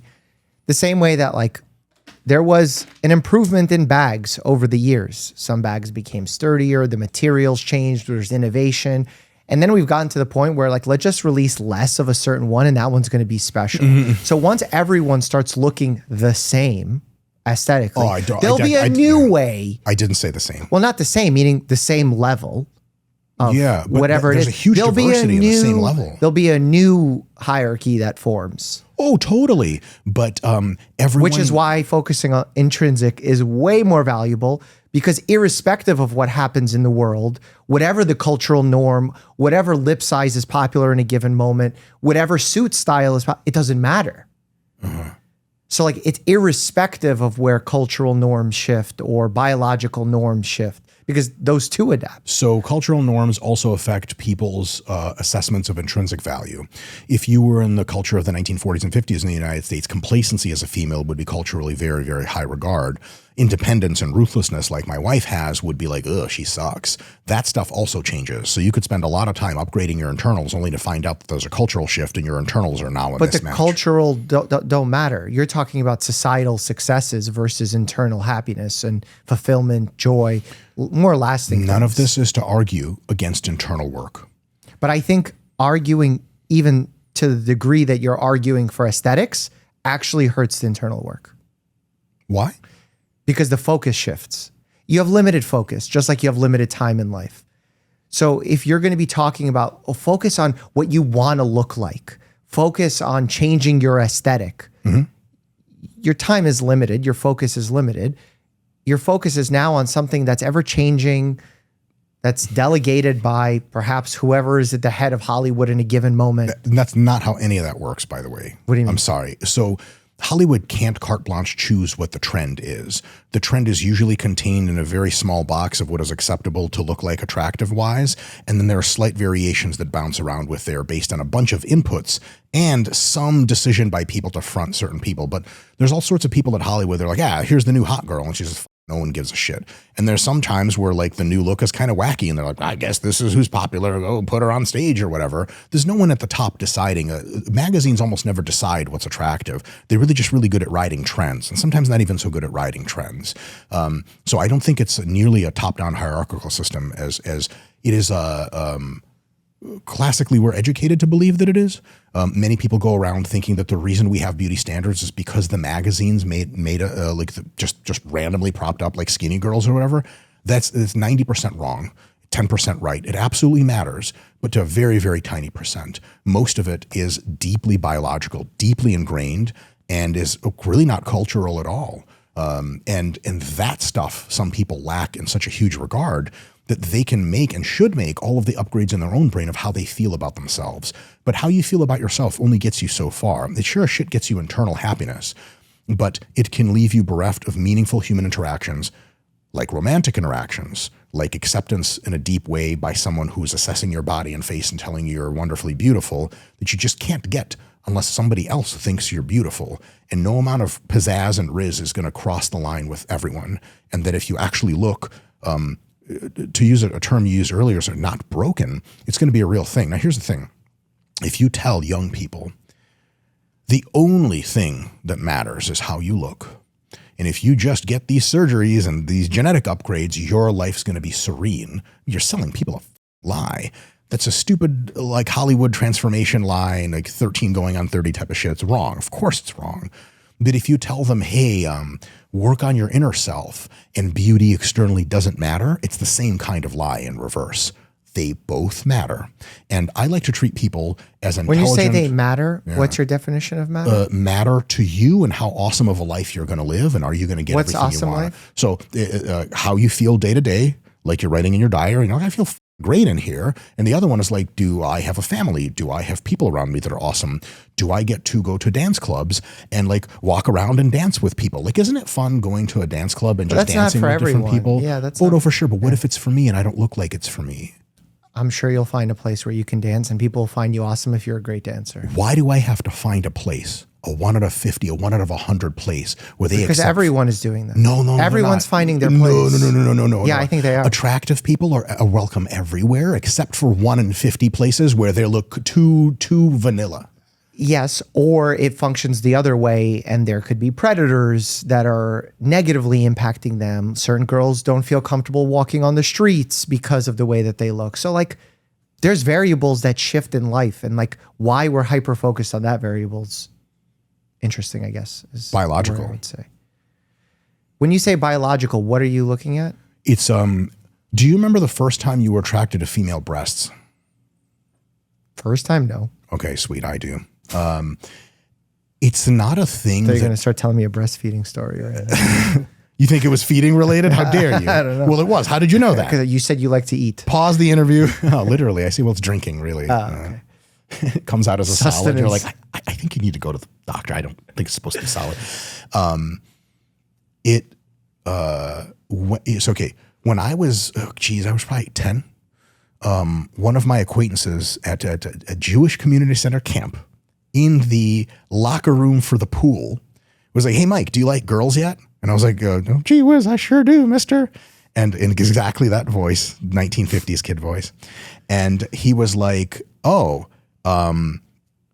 like, tell me about like what kind of girls you like. And I was like, well, they have to be real special, And he was like, you don't like girls yet. In a few years, you're going to like every girl.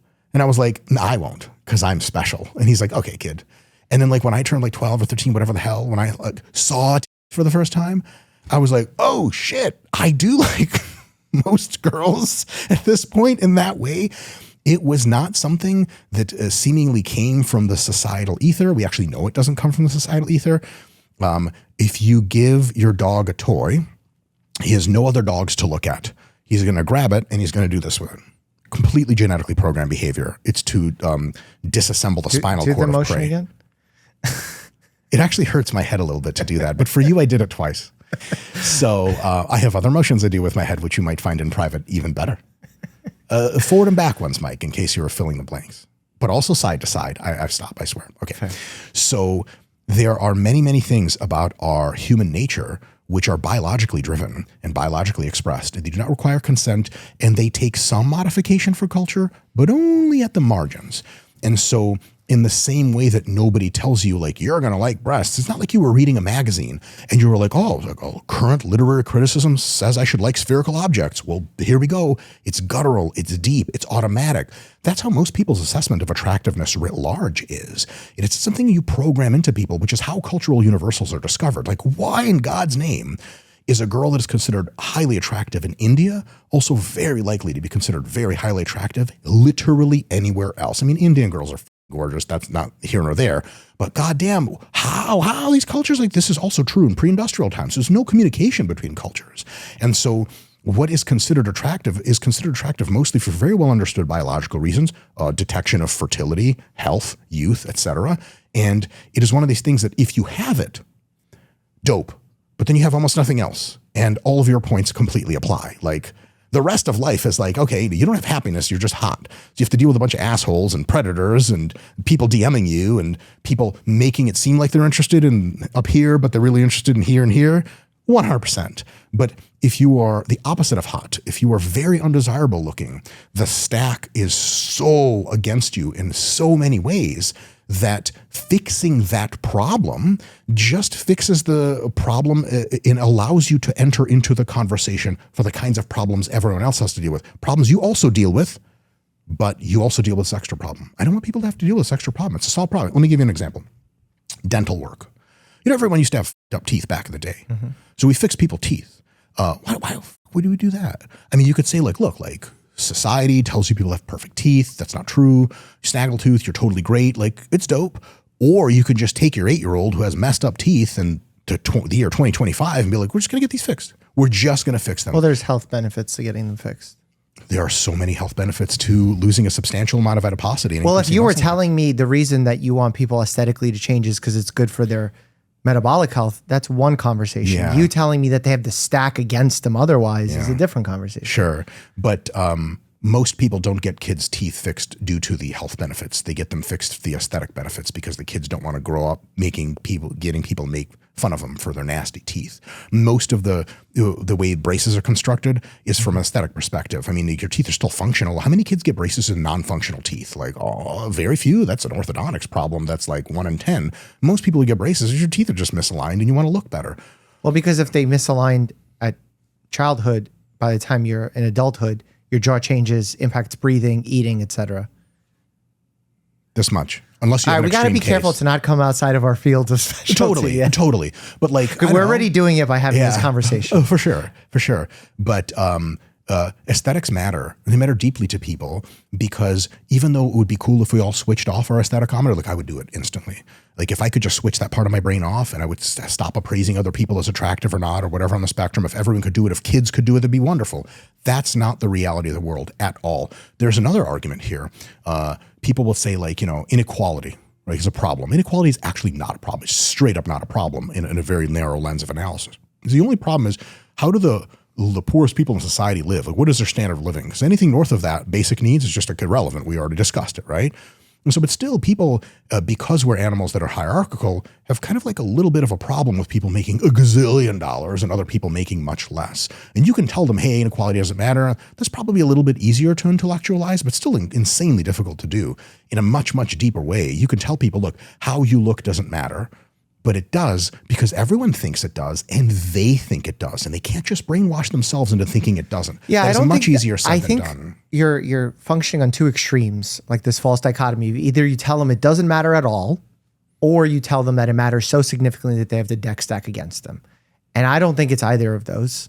And I think it's going to be a spectrum, and that spectrum is largely influenced by their own perceived notion of whatever that stack is. The dating thing is not influenced hardly at all by what their perception is. If someone feels super demotivated by the way they look and they're not actively seeking other people's companionship, oh yeah, it is. As a male, yeah. But as a female, most of the shit comes to you and you don't have to go looking for it.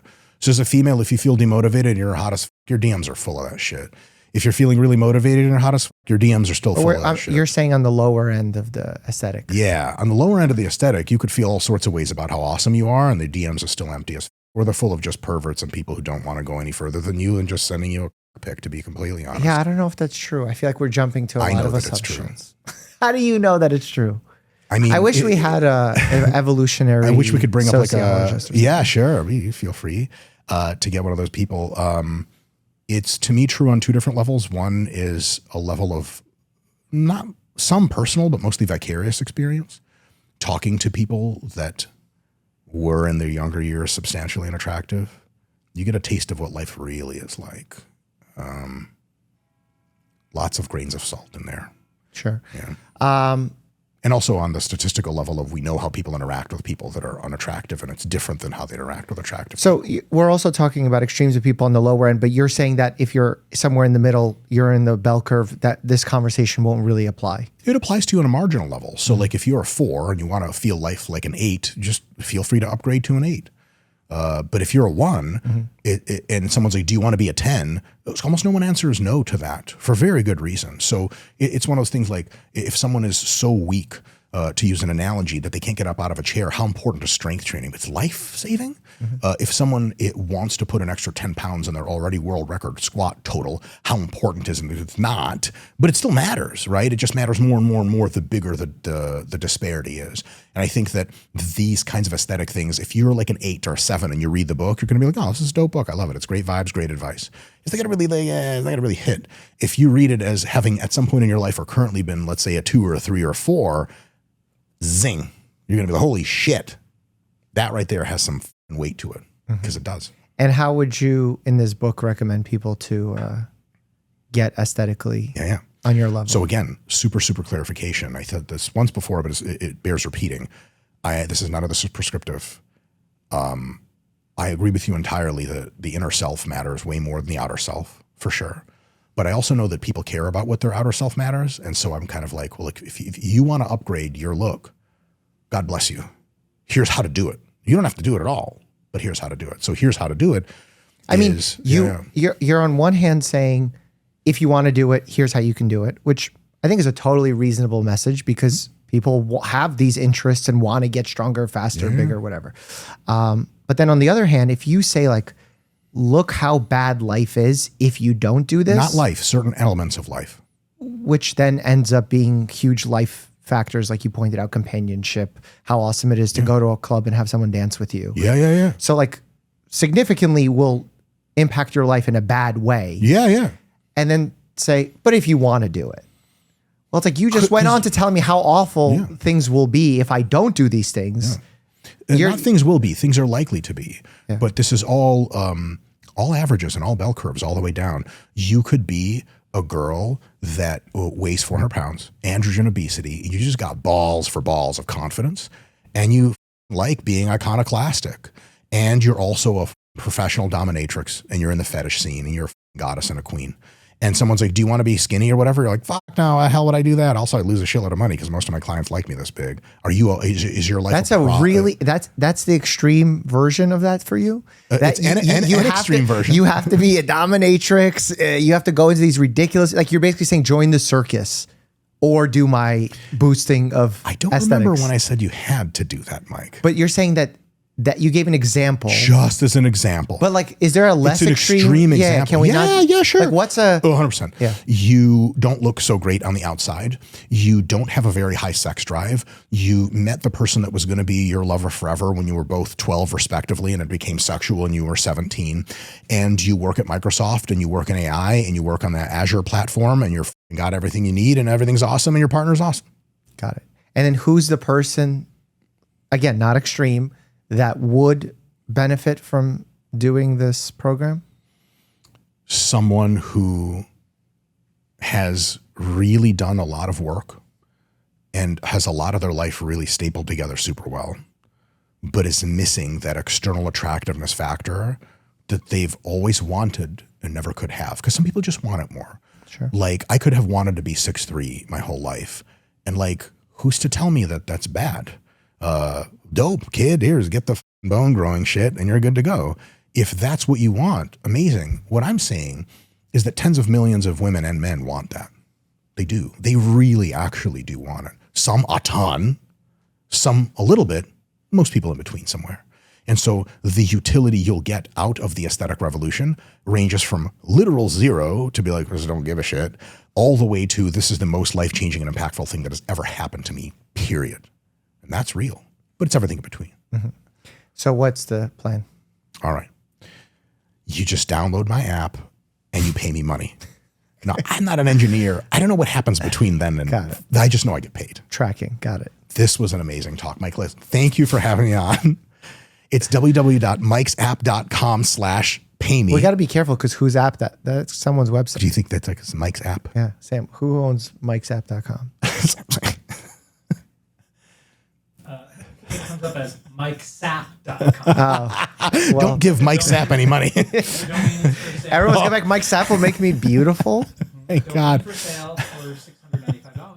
Oh, look, aesthetics matter, but $695. Jesus. Back to the interview in just a second, but first I want to talk to you about Incogni, a privacy service that automatically requests the removal of your personal info from data broker databases. We are really living in the wild west of the internet with very few rules and protections for you and your data online. I know this firsthand as not only a content creator whose likeness is being hijacked by AI every single day, but also as a practicing physician with a board certification to uphold. That's why I'm such a big fan of Incogni, whose subscription service contacts online data brokers and automatically removes you from their databases. Look, there are bad actors all over the internet who are buying and selling your personal data and using it for all kinds of nefarious purposes, like applying for loans in your name or posing as you online, which can even raise the cost of your health insurance. Incogni steps up on your behalf to get your data removed from these databases automatically. They even got a dashboard where you can track the progress and see how many lists you've been removed from. In a constantly evolving era of cybersecurity, having someone like Incogni going to bat for you behind the scenes can deliver some serious peace of mind. To get an exclusive 60% off an annual Incogni plan, go to incogni.com/Dr. Mike or click the link in the episode description box. All right, let's get back to the other Dr. Mike. There are multiple things that you can do to upgrade your look. And I'm going to list them. I think they're like offhand, like 6 or something. I split them into like roughly 6 categories. And they're also scaled in time of how over history and over current and over future time, we've gained tractions on these things. So the first basic one is training. So if you do enough physical activity and you do resistance training, just regular normal lifting, then you're able to upgrade your muscularity, reduce your body fat percentage, and it makes most people more aesthetically pleasing to the average, right? Straight up. It gives you all the cool curves and all that stuff. So that's great. That's ingredient one. Very easy to do. Most people can get all of the aesthetics that most people want with like 2 workouts a week, each taking 20 to 30 minutes if done right. No problem. The next one is diet. So here's another thing. We know a lot about training for aesthetics. I don't want to say we know everything about it, but God, we know a ton. Like we have a real good understanding of that problem space. Like if you're sitting next to me on a plane and you're like, so like lifting, have we figured out how lifting, like why, like, how do I lift to grow muscle? Is that like a solved problem or is it super mysterious? To be like, it's not solved, but like, we're well on our ways. I'm going to give you 5 points right now that are just going to take really good care of you. The next is dietary control. Huge. Dietary control is a bigger impact on aesthetics than lifting does on average by several factors, mostly because the number one reason that the average person isn't as aesthetic they would want to be today in Western society and modern society is that they're overfat, which is a technical term, overweight, obese, etc. And so diet can just crush out your body fat stores to a huge extent, and that's a big deal. So getting your diet right, the book's going to have all these excellent, super simplified, basic recommendations for how to eat, long-term, sustainable, super healthy, that will shrink your fat. So far we got some muscle growth, we got some fat loss. What are we left with next? For many people, that's just it, man. Like you look amazing. Awesome. There is another thing that's been around for a while, but is getting much better now, and that's cosmetic surgery. There are numerous reasons to get cosmetic surgery. The simplest ones to understand in this context, if we're saying, okay, we're going to use all of these things in succession. First, we lift weights, we get some muscle, cool. Then we start dieting, we burn the fat, cool. If you have more than, depending on your frame size, like 20 to 30 pounds of excess fat on you at any one point, also depending on how it's distributed, you can get some loose skin after you lose it. And loose skin does resorb over time and with some external cream modalities that are non-pharmaceutical, but just a teeny bit.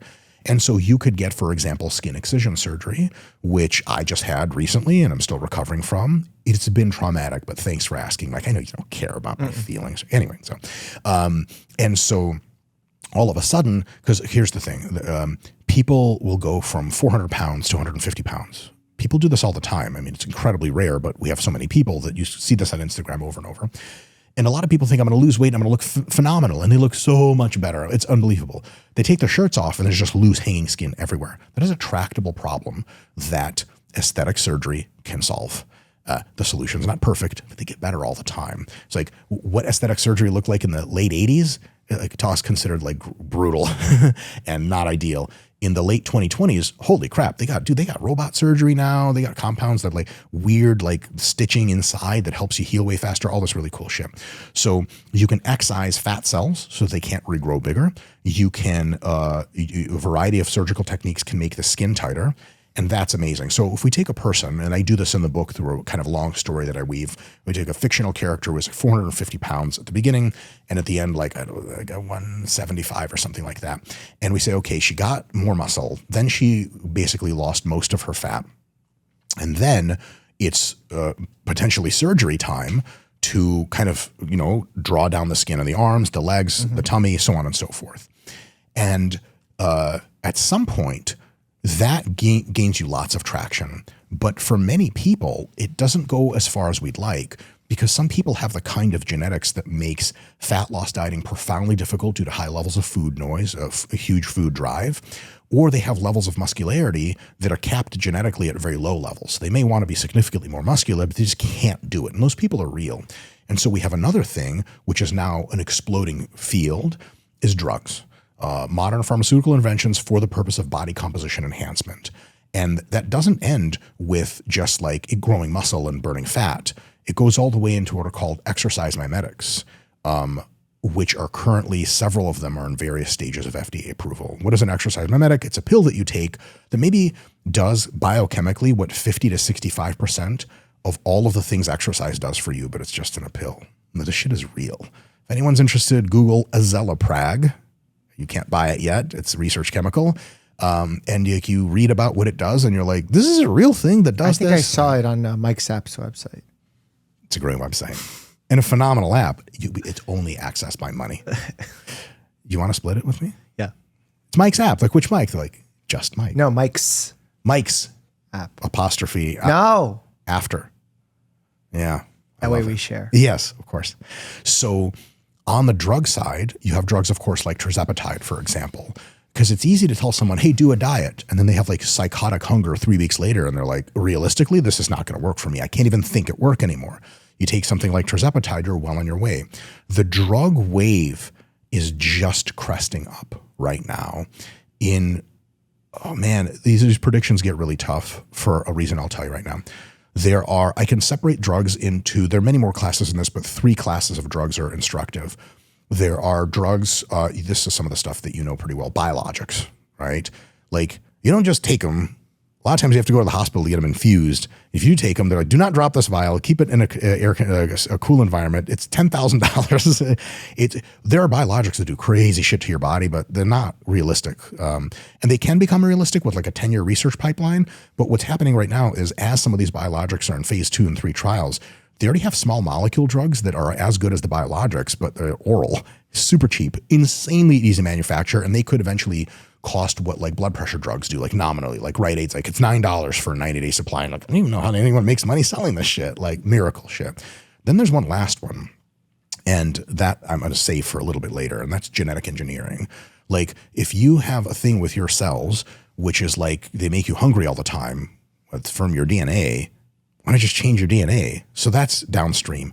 Predicting what drugs are going to be like in 5 years is tough because you could be like, man, we're all going to be taking awesome biologics in 5 years, but actually we're going to be taking small molecules. But actually halfway through stage 2 of small molecule research, they go, hey, we can actually hit the DNA itself. We don't even need to be selling drugs. So these waves kind of crash onto themselves. But in any case, the drug revolution is a huge deal because if you lift, if you control your diet, eventually, even if you do 0 of those things, drugs are going to be able to give you right about as much muscle as you want, as little fat as you want, as much daily energy as you want, and all of the benefits of exercise in a pill. Phenomenal. Let's take this further. So we have all these things already. And already, if we were constructing our fake person, they got a lot of tools, man. Like you can really change your body in a ton. I'm not going to address the face in this podcast. All the same shit applies to the face. Cosmetic surgery, creams, et cetera, et cetera. And then we get to age reversal. Age reversal is nearly inevitable. It is going to be one of the biggest revolutions anyone has ever seen in 50 other ways that have nothing to do with aesthetics. You know, like you don't age anymore, kind of sweet. But on aesthetics, age reversal is enormous. Because at some point when you're a woman, let's say in your late 40s, and you've been that woman that wasn't conventionally attractive and never got that taste of romance that you really wanted. And so you can get jacked, you can get lean, you can get the surgery to cut out all the excess skin, you can take the advanced drugs in the late 2020s that'll make you just like awesome. But you're still now 50 looking. And it's just very well-established fact that a huge part of female attractiveness is basically proxies for youth. Like that's just a thing. The cosmetics industry knows that very well.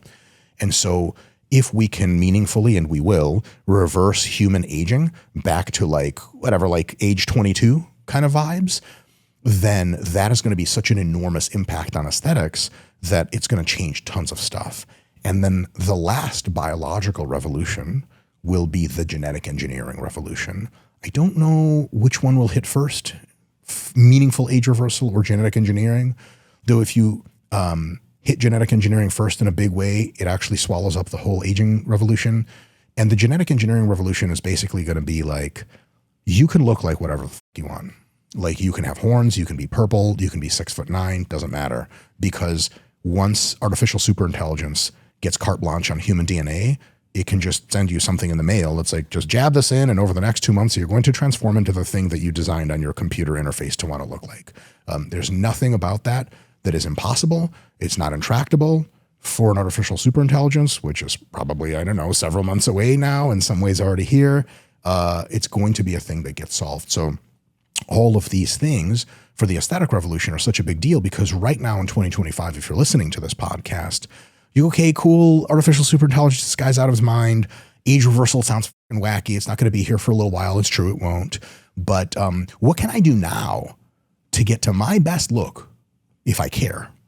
And the answer is, and all will be in the book, is you can control your weight training. You can exercise. You can control your diet a ton.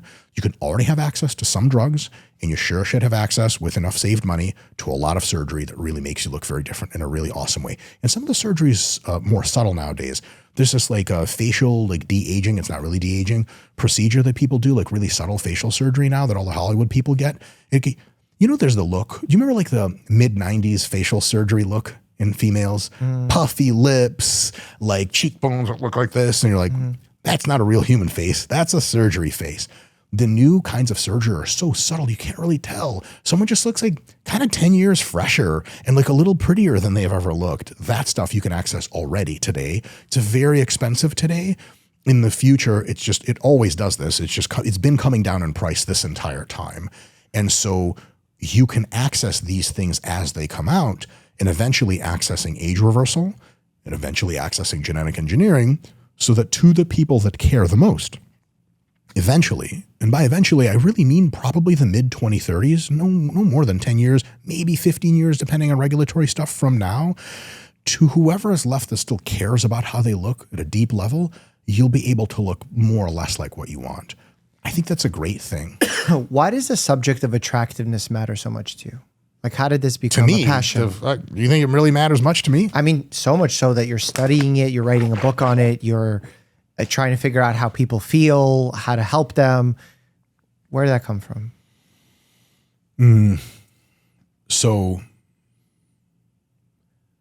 actually the current intro to the book addresses this. I might as well tell the story. I was at a college party once. I mean that just once, but it was so fun. Right? And there was a poster on the wall. It was like, like guys own the house, like a college house. And well-meaning, just decent human beings, just dudes. And there's tons of people in the party, guys, girls, everyone, just college. And there was a poster on the wall. It wasn't very big, but it said, "No fat chicks." And I remember, not like, I don't know, it's a joke, I guess. I'm not going to judge other people's humor. My shit is wacky, so whatever. Ha. I remember turning my head at one point during the party, and I saw two girls standing there, well away from the picture. And they were chatting, having fun. And they were both like, Mike, they were fat. I'm not going to walk around it. Not like thick, not pudgy, not whatever terms, like straight up. And I wondered at the time, and I've wondered many times since, what it would feel like to read that mid-conversation with someone at the party. Like, it can't feel good. And then that thinking layers on to reading like evo-psych literature, talking to real humans, examining my own feelings on the matter, talking to my wife at length. And you realize that like when you grow up as an unattractive girl, you grow up differently. Your experience is very, very different than if you grow up even just average, being attractive, just average. And that difference is massive. And there is a world of deep hurt that is available to you if you simply just are normal. Because we're talking about all the self-work stuff, which is so valuable. The average human being, to your point, has only so much bandwidth. And if your degree of nastiness that you gained from the world, being the other, was so high, your realistic probability of self-working through that is lower. It's just too much toxicity for most people to eat. And I don't like that. Imagine being a kid not of financial means, and you go to a party with like wealthier people, and there's a poster on the wall that says "No poor kid." But you're talking and laughing with people, and they didn't ask you how poor you were. No one cares. They just assume you were with the rich kid, you're also rich like us. How's that make you feel? How's that make you feel when everywhere in the world poverty matters? Do you ever see like Slumdog Millionaire and shit like that? Caste system. There's not a caste system for attractiveness in the modern world. But I tell you what, middle school sure as shit feels like that sometimes, man. Did you, when you went to middle school, did you guys have cliques? Yeah. Yeah. I mean, to some degree. In the middle schools and high schools I attended, the clique structure, you could frame it with a knife. It was that clear. And it was based wildly on external physical attractiveness for females. And for males, that plus how like cocky you were or whatever the fuck. It was clear as day, and people treated each other very differently based on how they looked. And so my assessment of that is that if you have to go through the world with a lot of toxicity and a lot of not fun experiences and a lot of not fun experiences in your head, because remember, most people who are not attractive, when they look in the mirror, they're under no deep illusions about who's attractive and who's not. And no amount of society telling you you're beautiful can go all the way to clearing that cache. Absolutely not. But I don't think the solution isn't to tell people they're beautiful. That's also an equally judgmental standpoint. People do it all the time. It's really well-intentioned. Yeah, I'm not saying that that's not done. I'm just saying that's not what the opposite strategy would be. The opposite strategy would be saying that this is not as important. But it is really important. We should seek to change it. So like Well, the example, how do we change it? People just don't want to have sex with me. The They don't want to example kiss me. of middle school, I think now middle schools function quite differently from what I've seen in my nephew's middle schools. Also, even from like the changing of genders and how people view sexuality has drastically changed from the way that I even went to middle school. And the fact is that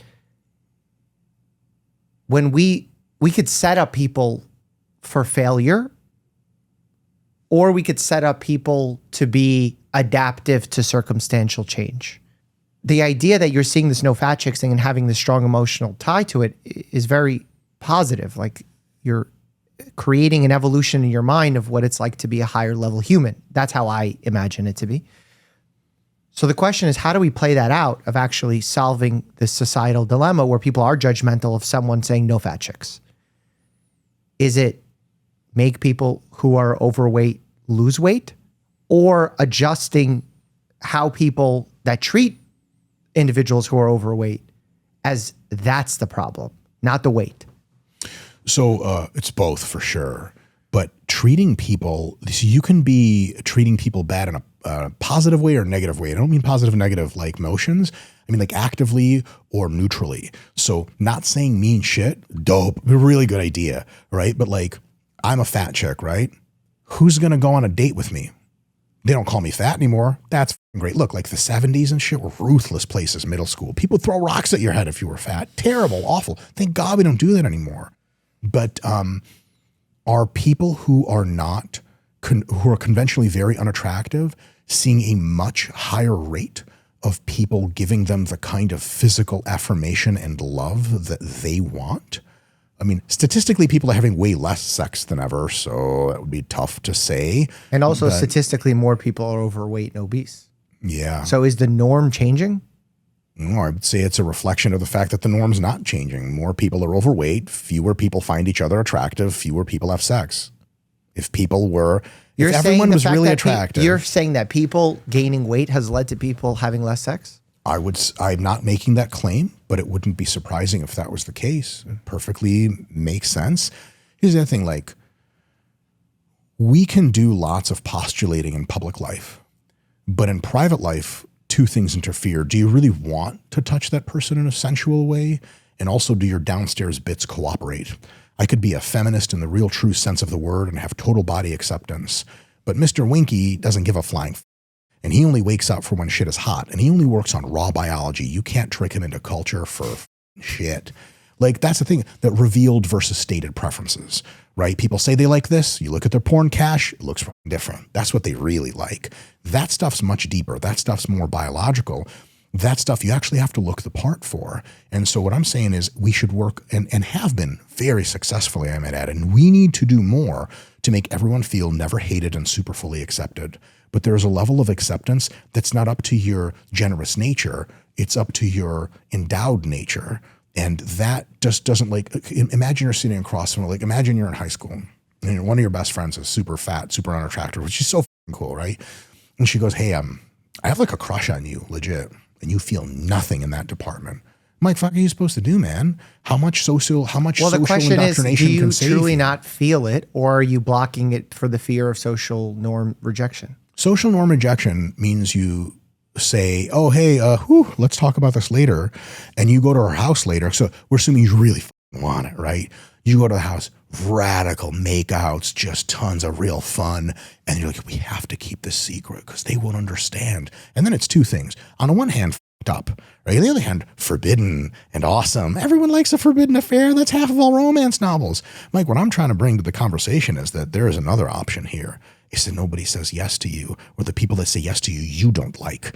And then you are not having it. It's not that they're secretly not into you, which I think probably accounts for some of the variance, but also makes that cool offhand seedy romance thing possible. There's also just the real raw, and this is brutal, but it's true in many cases.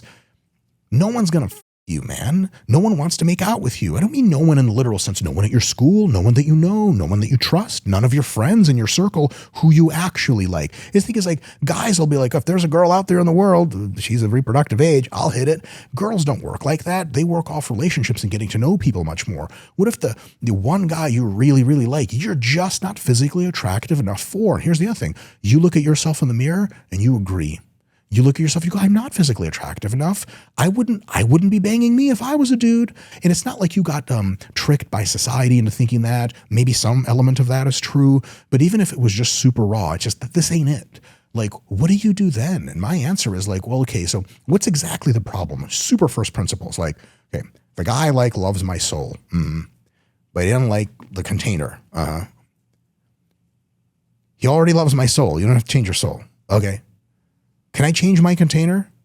How old are you? I'm over 18. Yes. Yes. Yeah, this isn't a conversation about whether or not plastic surgery should be illegal. Not just plastic surgery, but all these other things. I'm not saying illegal. The right thing to do from a compassionate perspective from onlookers.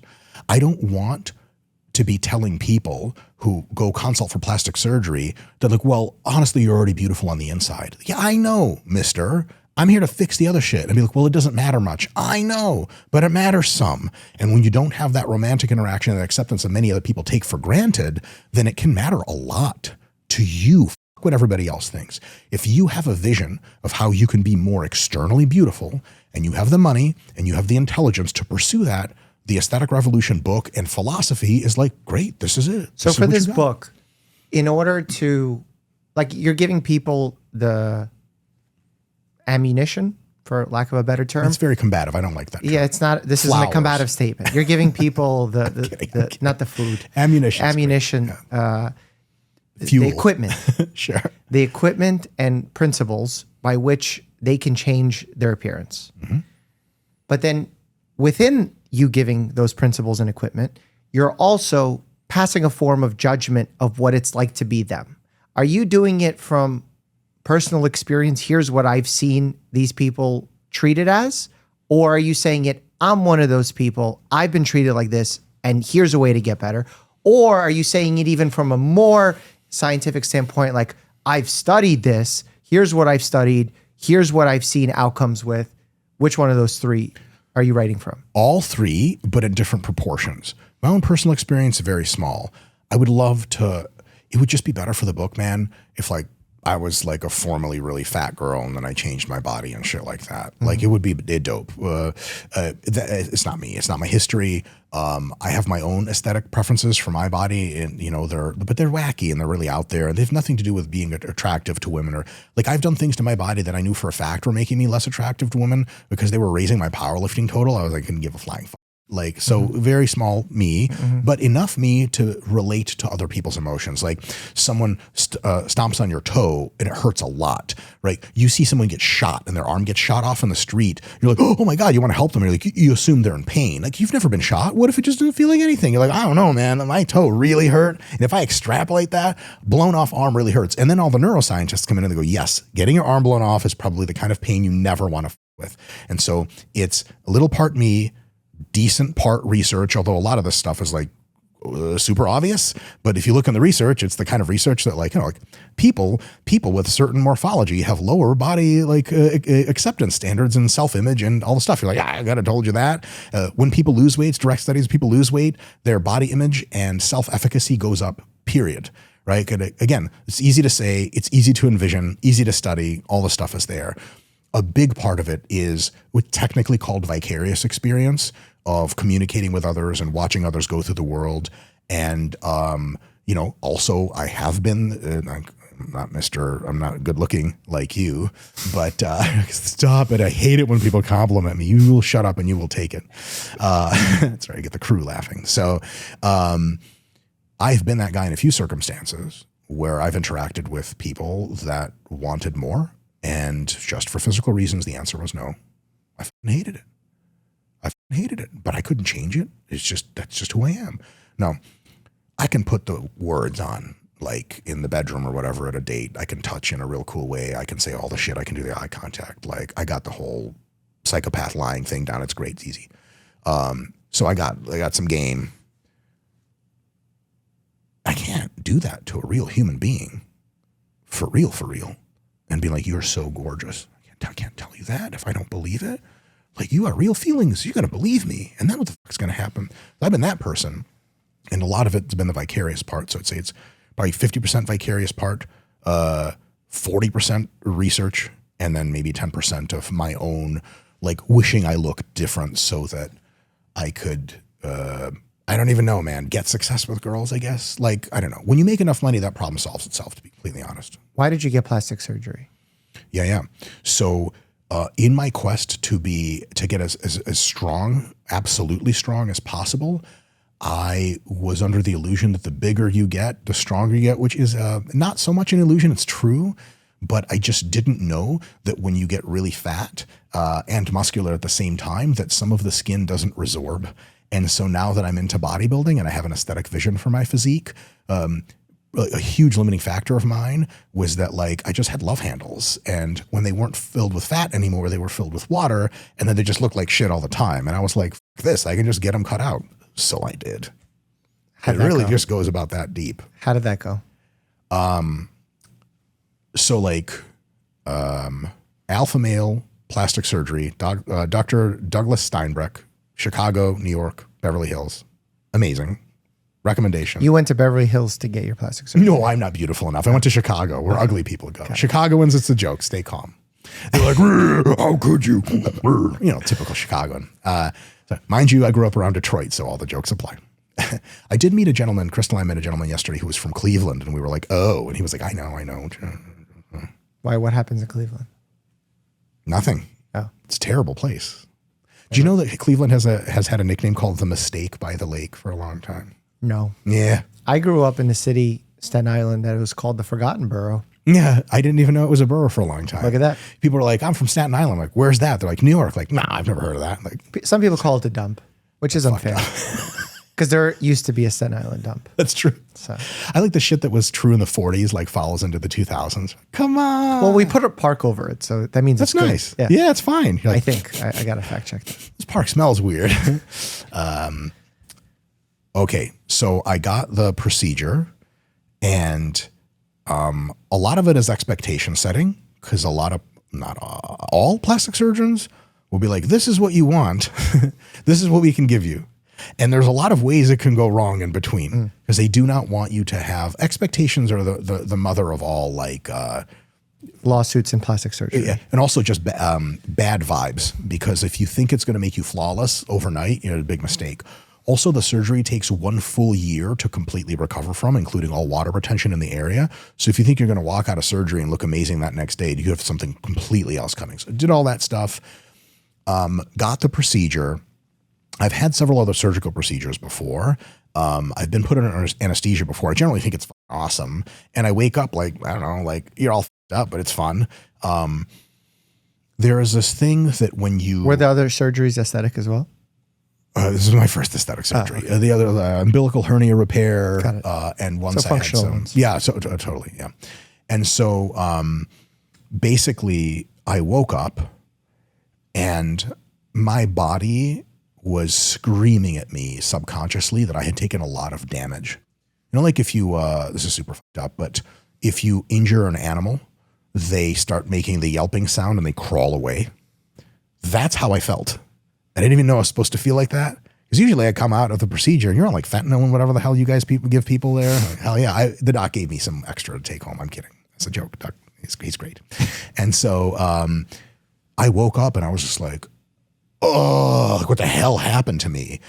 And I mean, there was like, so blood just keeps coming out of the area and all kinds of crazy drainage for like days. We had a hospital bed, a hotel room bed that was covered in just in like World War III.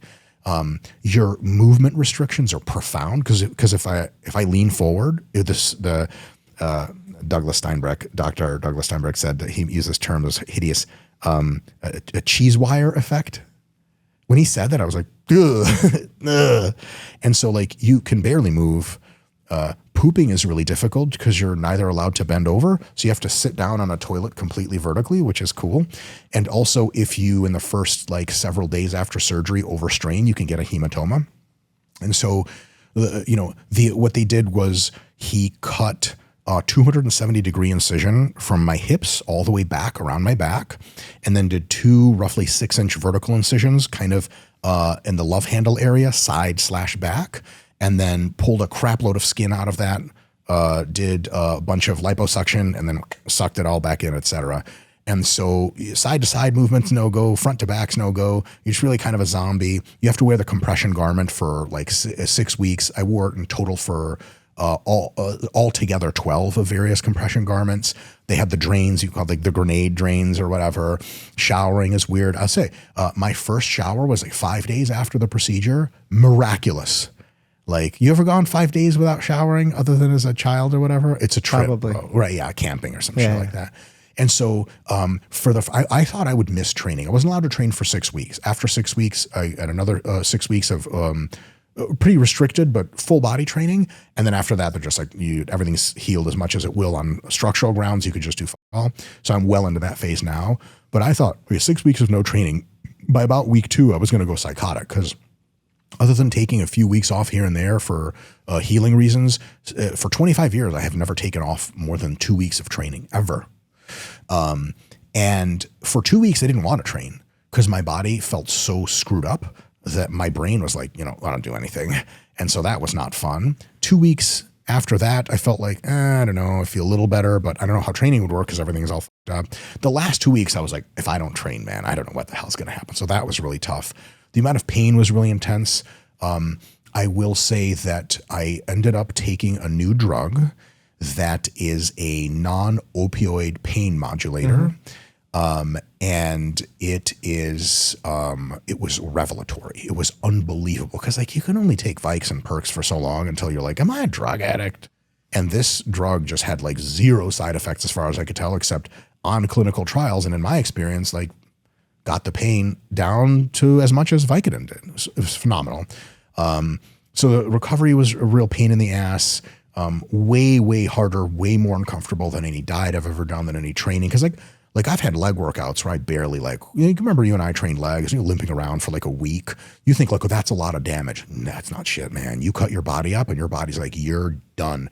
You know how like, in movies when the good guy gets like real hurt and eventually he saves the day, but he's like lying there with a sword and he's like his girl she's about to get killed and he's like, and he stabs the guy and you're like, why doesn't he just like wake up and just, okay, your leg is broken, just be athletic, just have that raw. You can't, because your brain, when it detects mega trauma, is like, you get regressed back into like fetal form.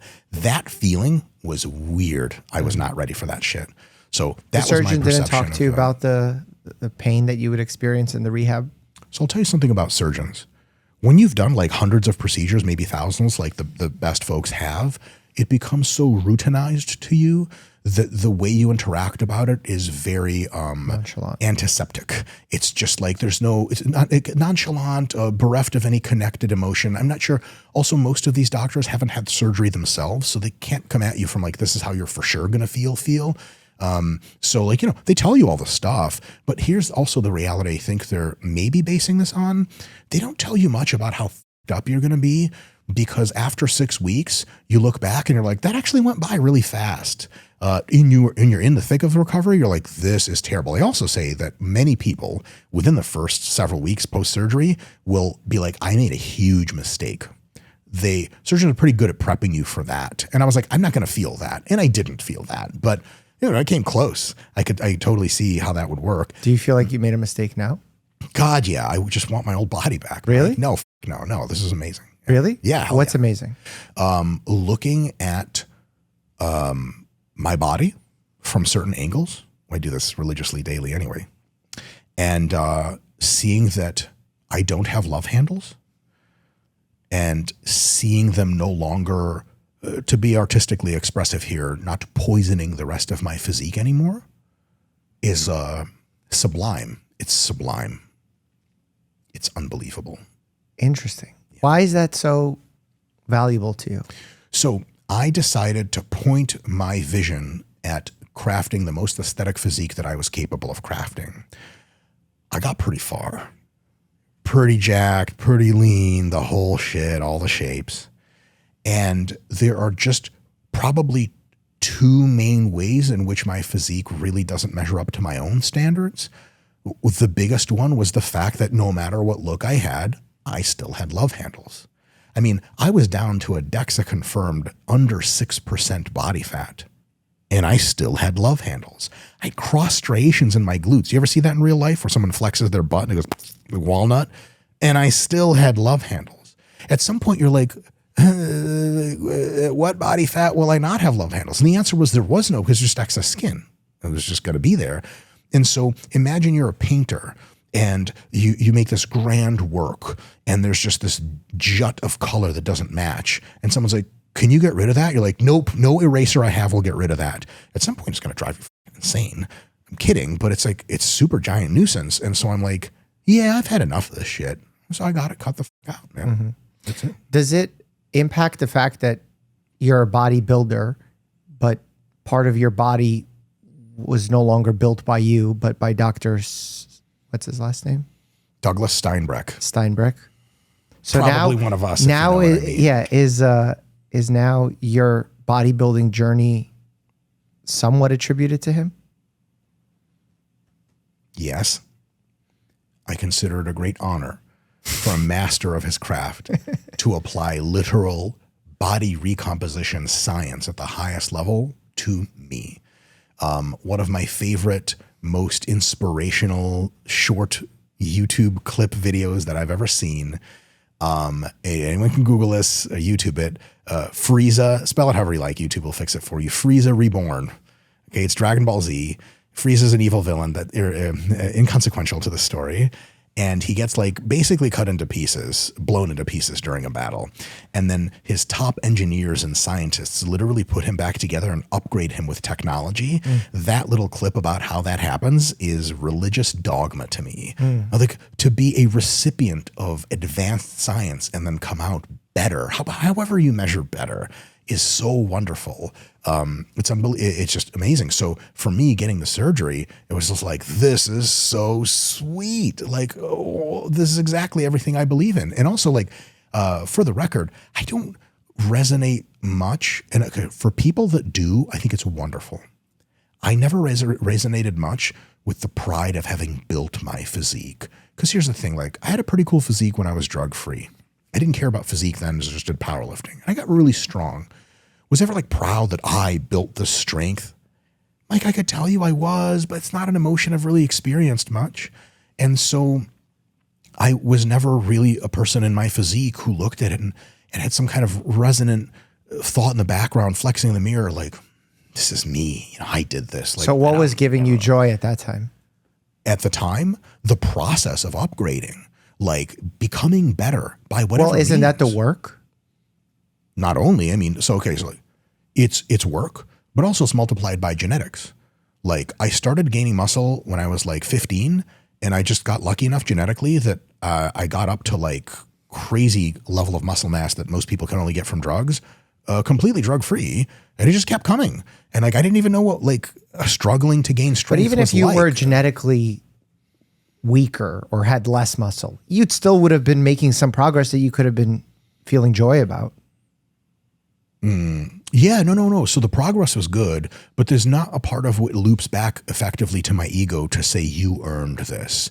I come from an Eastern meditative practice. Like I do Sam Harris's Waking Up app and all that stuff. And I've been doing meditation for years. I don't have much of like a real ego left in there, man. Like to be totally transparent. Like, but the love handles feed the ego, or the lack of love handles. It seems like the love handles were blocking happiness. No. I was perfectly happy. I just like wanted to look cooler. I think a lot of people think that like it's not as deep as most people think it is. No. I mean, like it's pretty deep because this is my sculpture. I made this, you know. Well, that's the thing. I made it, but I don't take a lot of pride out of me having made it. I put it together through having sweet genetics for the like, you know, like not elite, but like pretty goddamn good. And then, you know, people say like, what about the time you spent training? I love training. It doesn't seem like time to me. Like I'll put all this suffering, like, all right, suffering through diets. Yeah, that's dope. But like also diets, like compared to some of the other shit I've done in life, they're not that hard. Like, and they're hard, but also when you get into a diet, you get this, like my friend Jared, who's a pro bodybuilder, he's in the state now where he's towards the end of it. My man. Yeah. He's towards the end of a diet. He's in like a Zen-like state. Like if you really bite into the diet and accept it, it's fun. It's radical. It's awesome. So all of a sudden, if everything's really fun and you're struggling, but you love the struggle, there's nowhere to rest your ego on. Like I overcame this, and you've overcome a lot of stuff, which is cool, but that's awesome. But what works for me is two things. One is making progress. Like I love upgrading my physique. Like if tomorrow I woke up and I was like a flabby 120 pounds and I was 20 years old, I would love it, bro. I'd just be like, let's build, baby. Building is everything. And it's not that I'm building it, it's that it is getting built. And if I have to get in external contractors, hell yeah. And dude, I've taken tons of steroids and shit like that. How can I possibly take credit for anything? I can't, and I don't need the credit. I just need upgrades. And the second thing is to look sweet. And so my goal is to keep making upgrades to some extent and towards a look that I think is cool. That's it. In the level of difficulty, dieting, all the work you put in with exercise and surgery, what's that level? Surgery is super easy, but incredibly painful and uncomfortable to the extent that dieting and training can never touch. I didn't know that until I got the surgery. I thought I was going to be like, dude, I've trained my ass into the ground. I've black belt in jiu-jitsu. I've gotten elbows in my face and all this crazy shit, blood everywhere, limbs damn near snapped off. And I was like, this is fine. And then I was like, oh shit, this is like, damage-wise, it's just orders of magnitude more. And I was like, this sucks. Like, it sucks in a real special way. But as far as like overall how much I was pushed to my limit in a short time surgery by a long shot, because those 6 weeks like blow in a way that's really difficult to conceive of. Over the sum total area under the curve of my career, training and diet, 25 years of training and dieting, the total amount of suffering you have to go through for that, one surgery is not going to do it. So 100%, but any one given diet. Yeah. If you were like, hey, if you could just somehow you discovered a pill to take, that you had to do the diet hard, but that pill would attack the skin and fat cells of your love handles and you wouldn't need surgery. Can you go back and do that? Yes, absolutely 100%. Oh my God, I never want to go through surgery again, but I will be going through surgery again, probably at least a few more times. Why? To enhance my physique even further. To do what? So I have at least two ideas. One is I have some loose skin and extra fat cells around my lower chest area, and some cases around my back, and actually just out of sheer genetics in my tie-in between my biceps, triceps, and shoulders, like right this area. And those can actually be kind of furrowed out with surgery, much less invasive. A procedure called body tight, where they basically they treat your skin with heat so that it contracts. They also lipo out the fat, and then micro lipo can fix all that. So eventually I'll do something like that because it'll be sweet. And I do have hypothetical probable plans for a very ambitious surgery. I think it's pretty neat. So I have this thing where no matter what body fat I have, and there's tons of YouTube videos of me doing this, I have a big gut, just plain old. And I can even suck in and do the vacuum pose, or my waist looks super tiny, and then I just go back to regular, and there's just gut that just comes out. And my parents both have it. It's just like pot belly. And it's really just a genetic laxity of the abdominal wall. It has nothing to do with muscle strength and none of that shit. And so there are procedures where they do, it's quite extensive. They basically plicate, you know what plicating is? They pull your muscles in kind of to each other and kind of stitch them together. And so you can plicate the obliques, you can plicate the rectus abdominis, and it brings your waist in. And just in case you were ever going to blow that out, and it kind of resorbs after a little while, you get a polymer sheath installed around your entire, like a corset sheath, plastic sheath, internal installed. And then it constantly keeps your waist to the size that most people of my leanness have. But I don't, because I just have the flabby gut situation. I have been thinking about potentially going to that next level of surgery and getting my two bottom ribs broken inwards to have an even cooler, even smaller waist. Because hip-wise, and some of my bodybuilding photos show this off, genetically I have a very small waist structurally. The love handles are done. That's cool. Now the gut's kind of hanging out, and I'm like, I could really like stand to get this smaller. And so I think small waists look in a way that I really fucking like. I'd like to have a small waist, not just small. Ideally, I'd like to have a tiny waist. I think it's magical, and I would like to have that look. That surgery is really fucking intense. Yeah, like the idea of fitness and nutrition and talking about aesthetics and how it could benefit health is interesting because you're benefiting health. That's why I talk about it as a doctor. This is risking your health. Oh yeah, with no health benefit. Am I right? Like removing your love handles Doing the polymer inside? The polymer inside, no. The love handle removal, yes, because you're removing fat cells. They scream chemical noise into the ether, and you have to counteract them with drugs. So that's probably net benefit over the long term, but marginally, and not as net of a benefit as putting on more muscle and losing fat through diet and exercise, for sure. Sure. At huge risks. So how do you decide to go down one of these paths that's obviously risk benefit, more risky for your health, less health benefit, and more for the aesthetic? Like, how do you decide which 3 buckets lead your decision, where you put your emphasis?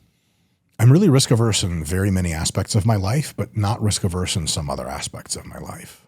And for me, my journey in modifying my own body and learning about that through this aesthetic process is quite important. And what are you hoping to learn on this journey? Oh my God, how long do you have? One is like what things actually work and what things don't. One is through helping other folks, what works for some people doesn't work for other people. Another one is how body image interacts with actual body shape and esteem and all of this stuff. Another one is social perception. It's been fascinating to see how some people react to, because I've been very public about get the surgery. I'll be super public with all the other ones in the future. And it's just been ultra fascinating to see how people react to that sort of thing. So part of your drive for wanting to get the surgeries is to see public perception of what it's like to get the surgery? Mm-hmm. That's interesting. Yeah, just part of it though. But most of it is just like, at the end of the day, I want to look like my vision of what a cool physique looks like. Even if it means being less healthy. Yeah, oh yeah. Well, I already did that with steroids, so no surprise. Yes. Well, that's the thing. Like, your Renaissance periodization is a way for people to get healthy, and you're doing a lot of things that make you unhealthy. Mm-hmm. How does that vibe? One of those is a company in which I help others, and the other thing is just me and what I do with myself. Mm-hmm. So like, it's tantamount to being like, so let me ask you a question. Do you drink? Sure. It's fucked up. You're a doctor. Alcohol is insanely deleterious. Mm-hmm. Trade-off. Drinking is a sweet vibe. Right, but if I have a patient who has 1 drink a week, I'm not going to dissuade them from drinking it. The impacts on their health are probably negligible. Mm-hmm. And if I have people at RP ask me, should I get the surgery? I'd be like, there are very many other questions to ask before the answer to that is yes. These are very, very serious things. So when would you say yes? When someone has consistently for years worked on upgrading their muscularity in most cases, consistently for years worked on their diet and physical activity to contract body fat, and has maintained excellent results and consistency and a huge buy-in. Like, so here's a tragedy of surgery you see in many people. They get in shape over like 6 months or a year, better shape, and they're like, all right, I want all this gone, the excess skin. And they never like inculcated the deep consistency.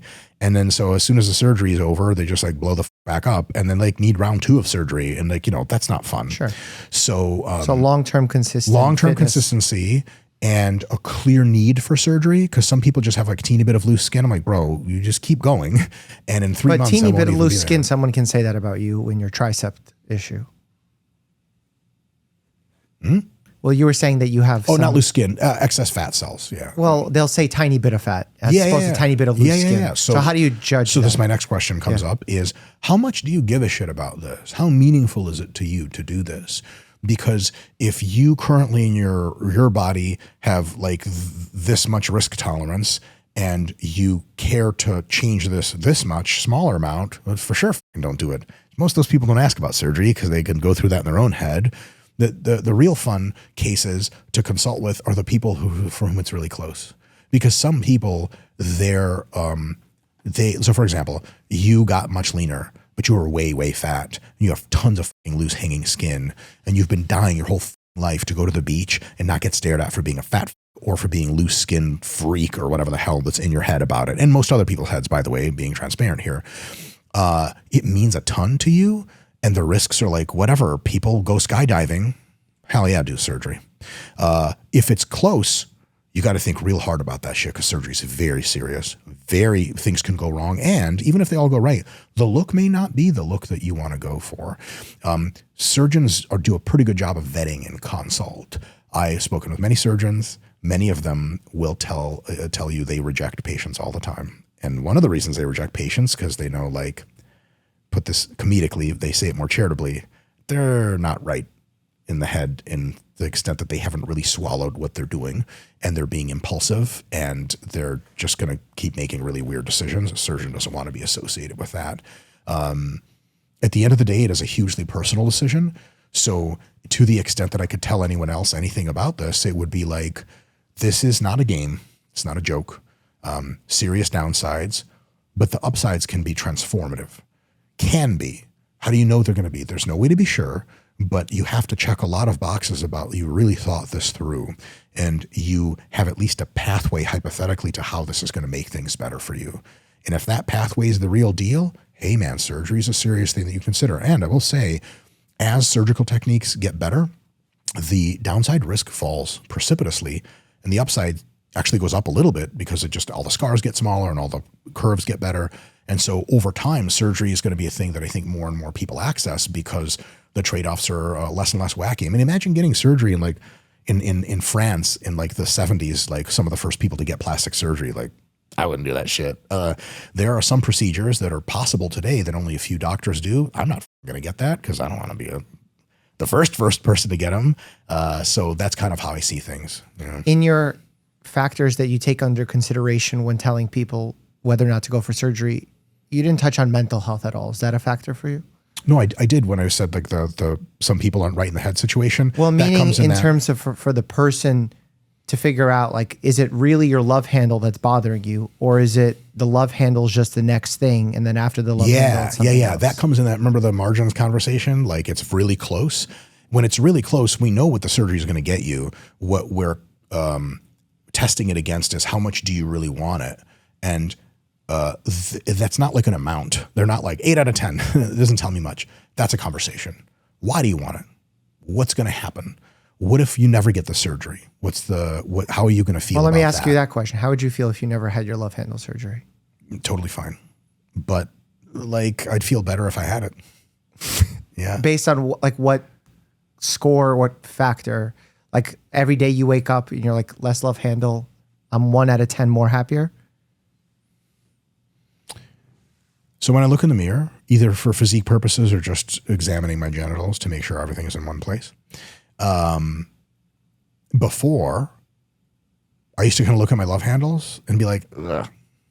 It gets weird, right? When the rest of your body you think is like, this is sweet. And then you got this one part, you're like, it gets lame. It gets really lame.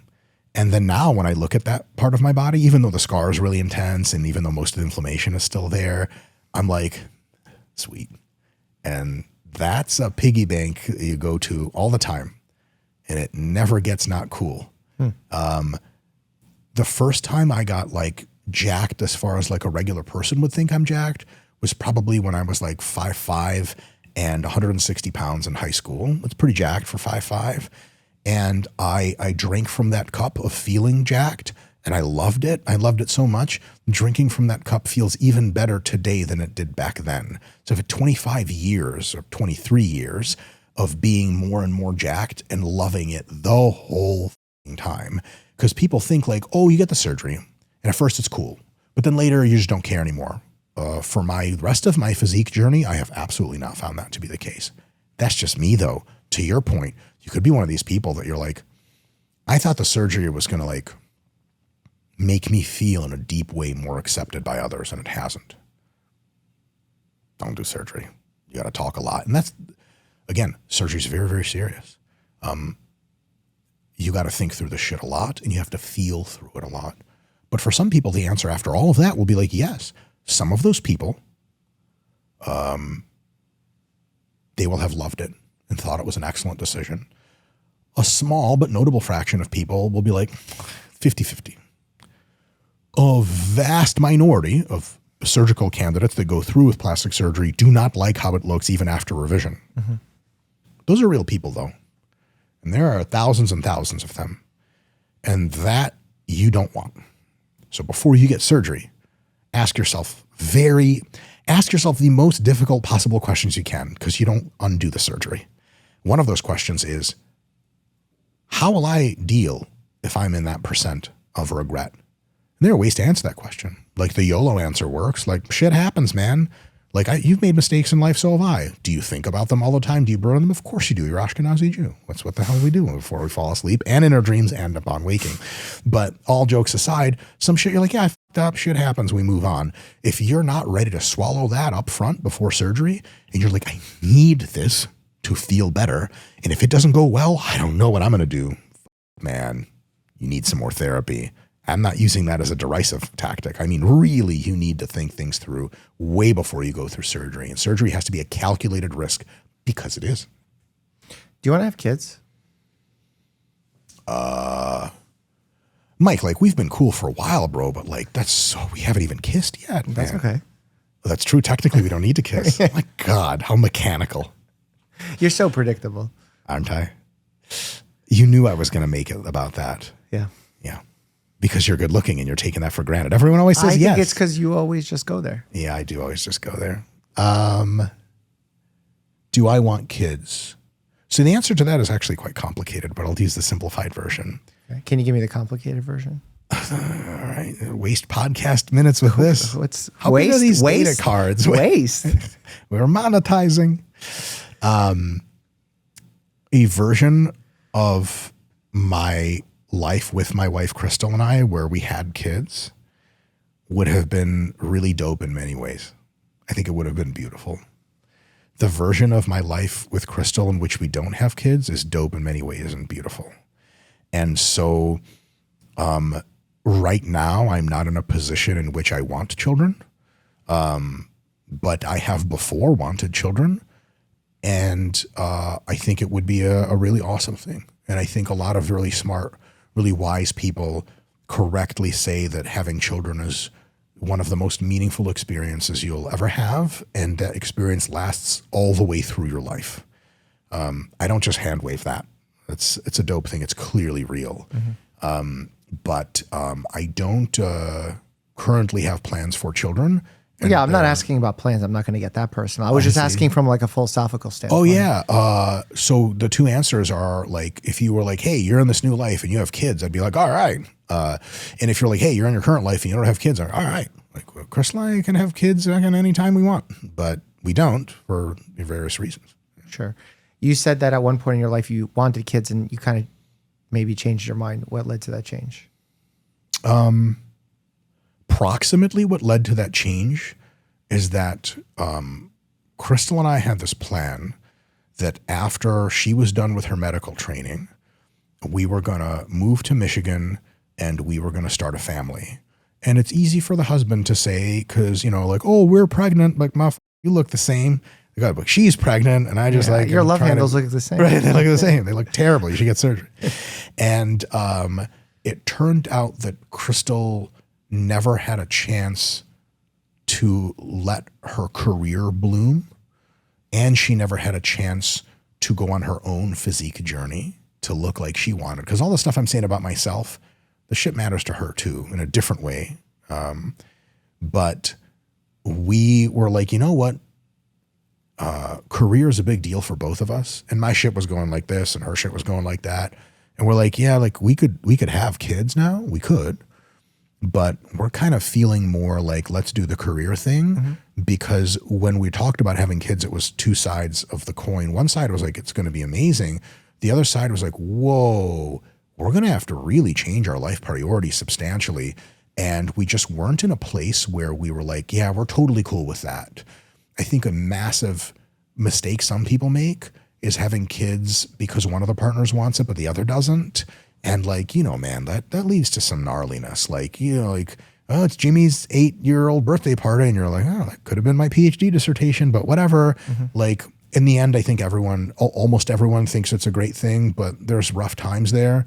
And so we kind of thought like, her and I take things very seriously. Like when it matters, we're like really focused. We weren't going to like half-heartedly have children. And so because we were so invested in our career procurement and doing our own thing, we were like, yeah, like our kids wouldn't appreciate us being like, yeah, well, here you are. I hate that you cry all the time, but it's nice, so we decided we were going to pivot. And TMI, but Crystal's at that age where we can still theoretically have children, but it would be a little tougher. I think that's like a tractable problem that'll get solved probably in the next, this is my usual bullshit, 5 to 10 years. I mean every word of that you'll be able to be any age and have biological children. But like the thing with biological children, man, is like, man, they're around a long time. That's a big project. That's an 18-year long project minimum. Probably more. Right, exactly. And so for that reason, we were like, yeah, we're going to kind of do our own thing in some way. And we definitely have parental vibes, that we just basically laser focus onto our dog. You know how that works. And it's just, I mean, she's the baby.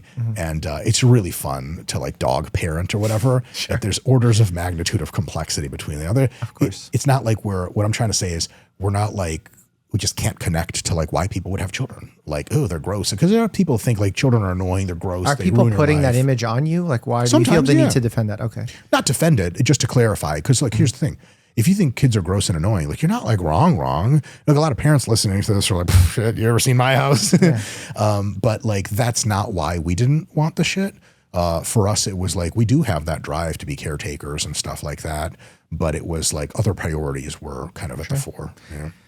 If you had the choice, given that you're so passionate about genetics and aesthetics, to make your child have the chance at being beautiful, meaning that you would just leave it up to chance, or you could guarantee that your child will be an 8, but it's a risk that they'll have something bad happen to their health. Is that a risk you would take? You would want the control over their aesthetics? I'd need to see the relative risk ratios. So there would be a situation where it would be in value to have the chance of them being beautiful. Yeah. Why? It matters to people. It matters how they look. It matters to kids a great deal. I keep coming back to this, and I think it's important. How your middle school goes, and I use middle school just as a sampling of where maybe it's most intense, but for some people it's more intense in high school, some in elementary. And if you happen to be very low on the attractiveness scale, you can have the kind of time that I wouldn't damn anybody with. It's a real thing. I think we are to be under no illusion that there is this, what's the technical, logical fallacy, the nirvana fallacy, that everything's all right in the end. That's not true. It's not true at all. I think that if you grow up and you have the certain kind of psychology matched with a certain kind of life experience from being not so attractive, and I'm using that politely, you can have a real bad time at it. And if there was some kind of corrective factor that had some sort of risk, we would really have to look at what risk that was. Mind you, the magnitude of risk matters a ton. Of course, yeah. So, obviously. but basically that's a statistical way of me saying it's very important. How you look is very important. It's not the most important thing in the world. It's not even close. But there's lots of very important things that are not the most important. And they still matter. You could look, the whole aesthetic revolution is the most first world problem ever. You imagine someone from Ethiopia being like, I'm sorry, you guys are with what? To make people who have all the food and money they want in the world to look marginally better when they're 50? What the fuck is wrong with you? I'd be like, yo, facts, you know what I'm saying? But it's a real thing. It's a real thing nonetheless. If there was a chance that you didn't have the genetics available to you, the genetic modification, and your child was born unattractive, or unaesthetic, what conversation would you have with your child? How would you deal with it? I would try to do two things. Fill them with as much love and joy and hope as possible. Like, I'm real wacky. I get along with kids great because they think they're wacky. And I'm like, there's levels to this. And like, holy shit, you're like 8 in there. I'm like, oh, I'm much younger than 8 in there. And so we'd be having a grand old time. And that person, that child would never feel anything other than fundamentally loved and accepted on my end. And I would prepare them actively, probably not much or to any extent, for the potential that other people think you look so not great and they say mean things to you. But if they came back and said, hey, people were making fun of how I look at school, then I would be interested in having many very in-depth, very compassionate, but realistic, scaled to how old they are and how well they take things, conversations about how do we deal with such a thing. Because they could say like, well, is it true that I'm ugly? And I'd be like, bro, that's like, everyone has their fucking cup of tea, man. You look great to me. And they're like, well, is it true that I'm statistically ugly, but God damn kid, you're going to math camp and coding camp saying some shit like that when you're 8, you know? But if they were old enough to understand that human variation is a thing, I'd be like, look, how do you appraise your average attractiveness? They'd be like, I appraise it fairly low. I'd be like, all right, dope. Like, what do you think? But like, well, you're my kid. I'm not going to ever see you objectively. Jesus Christ. But like, if you think that's the thing, maybe it is a thing. And then here's your next question to yourself, kid. Do I get a name? Can I have a name? What's my kid's name? No, you name the kid. Come on. This is I'm naming your child? Come on, please, man. It's an honor. Don't say Mike. Don't do it. No. Obviously, there must be 3 of us. That's too predictable. I'm going to make the name so it's unisex. Well, Canyon. What are we in Hollywood? You sort of are. Your mother and I conceived you in the Grand Canyon. It was miraculous. All right, we're going to do something where it could be either way. Sam. The big question after you have appraised your own attractiveness to other people is to do 2 things. One is it's quite easy nowadays to get a more realistic appraisal in a variety of more objective places for like there's beauty and aesthetics people that can tell you like, actually you're delusional and you're really good looking. And there's other the other thing is like, yeah, like we're all, they say it very softly. So one is a realistic appraisal just to make sure you're not too much in your head. And the other one is like, so you would encourage them to try and find that? Maybe, yeah, sure. Okay. Well, because like a lot of times kids just like have a way lower appraisal of how they are than as a reality. Sure. Like, so you would want them to be hit with the reality that in this situation there are 1. Yeah. Oh, yeah. Well, so the reality hits either way. It's not up to us. Do you want that person knowing they're going into a minefield, or do you want them to be like, here's flowers, go skipping around? Fuck that. But what I'll say is this: like, you look like how you're going to look. You got 2 things to do about it. One is understand that is a reality, and don't ever let anyone get to you making fun of you because you're just saying a true thing. Like if you call me short, I'd be like, yeah, that's correct. And you're like, don't you feel bad about that? I'm like, no, I know I'm short. Next question. You're like, that didn't work. Right? Because you can preempt people. If you're real clever and fast, it'd be like some bully's about to be like, oh, you'd be like, oh, what, I'm ugly? I'm ugly. My teeth are all fucked up, right? Is that what you're going to say? What are the dumb shit you have in your head? I can make fun of you better than you can make fun of me. And the bullies are like, what the see myself out. The Eminem thing. Of course, I watched 8 Mile. It's my Detroit. Man. You know what I'm saying? I was born on 8 Mile, like physically on the road, Mike. This guy's an MC. I know everything he's going to say against me. It was so good. So good. I still remember the lyrics. Dude, are you Eminem? Yeah. The story was actually based on Eminem. Dr. Mike. Oh, that's true. That's true. Damn. Maybe you do have a career in rap music ahead of you still. But the thing I would try to get across the most is, first of all, live that shit. Accept your reality. Don't be under any illusions. And 2 is, what are you going to do to improve the very rest of you that matters so much more to be the best that you can be? Because I got news for you, kid. When you get older and you make some money, your appearance is carte blanche, whatever the hell you want it to be. Dude, plastics is getting really crazy. And like, it's just not going to matter. So what you can do now, and if it's a boy, child, Sam, I'd be like, check this out, pimp. Here's what really matters. I would love to give a lot of kids the conversation, what really matters in life. Check this out.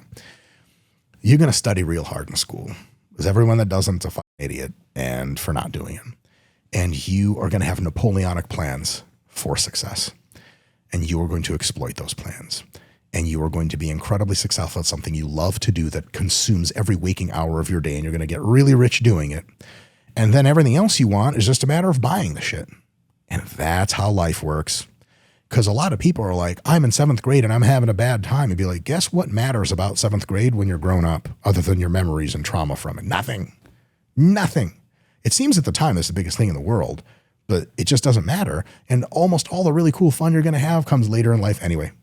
I had a real tough time in my mid-20s. I was a personal trainer in New York. It was just like a rough time. And one of my clients who was in his 40s, he was a hedge fund guy, super, super wealthy, really good looking, just amazing. He had it all. And he noticed I was sad one day. He was like, check this out. Your 20s are going to suck. Just swallow it. Your 30s are going to be a lot better. Your 40s are going to be fucking unbelievable. And I was like, okay. But hearing it from him, because he was such a pimp, I was like, dope. It hit. And I never forgot. And hilariously, he was completely correct. It's like, I wish someone in my life when I was much younger would be like, hey kid, none of this shit really matters, bro. You know, people take middle school really seriously. It'd be cool if an adult who was super dope and had lots of success sat down with you and was like, I know that you're feeling a lot of feelings and they're all valid. They're all super valid. But just remember, like in the end, this shit's all a joke. All of it. I mean, isn't that the slogan? It gets better. I mean, yeah, 100%. And look, Kids are told that. they are told that, but they're usually told that in ways which are just very vague and general from people that do not demonstrate with their daily life that things for them have gotten better. Because, you know, people can tell you that and you just don't believe it whatsoever. But I have my way of using colorful adjectives and meeting children at their level to tell them shit that they're like, nah, this is clearly not. So people talk to you like an adult to a child. Like if you level with children and you swear a little bit with them, they're like, this is a person who's like real. And I don't think they're f***ing with me. Like, cause you know, parents will say very nice things to the kid they don't really mean. And kids can tell a lot of the times. But if you really level with kids, you're like, look, man, I'm telling you right now, man, like, and I would love to answer questions. You tell me how I'm wrong. You tell me why today in 7th grade matters a ton, and I will talk you through it. I will tell you what matters about it and what doesn't. Because that one carte blanche statement is bullshit. Like, of course it matters. Chelsea won't take me to the prom or whatever. That's the wrong time scale. 7th grade dance.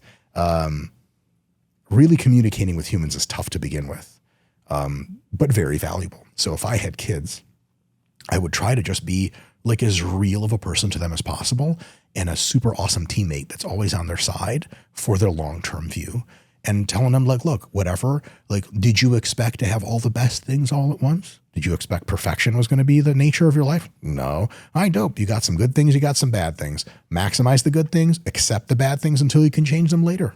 That's it.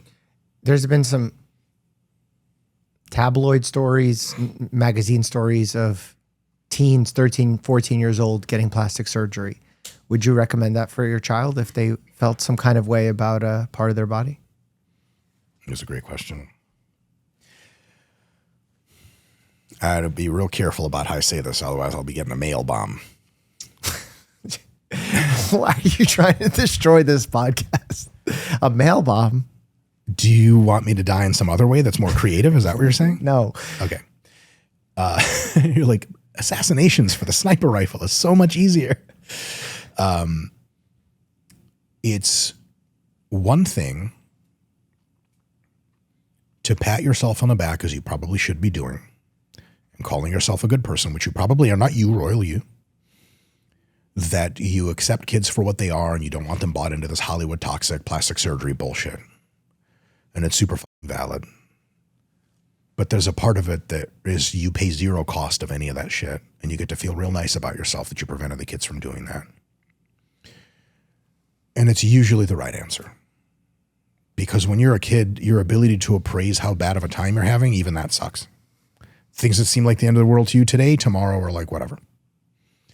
And so massive decisions like having plastic surgery are like just generally outside of your realm of proper decision making, and thus are not like a good idea for you to even decide on, which means we just do default consensus, which is just don't do anything.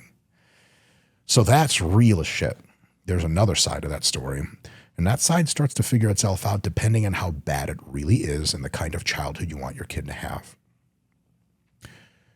If what they're dealing with aesthetically is a minor procedure, it does not interfere with overall facial and growth. Imagine you have a kid who has like a giant wart that's like 1 inch off their face, right?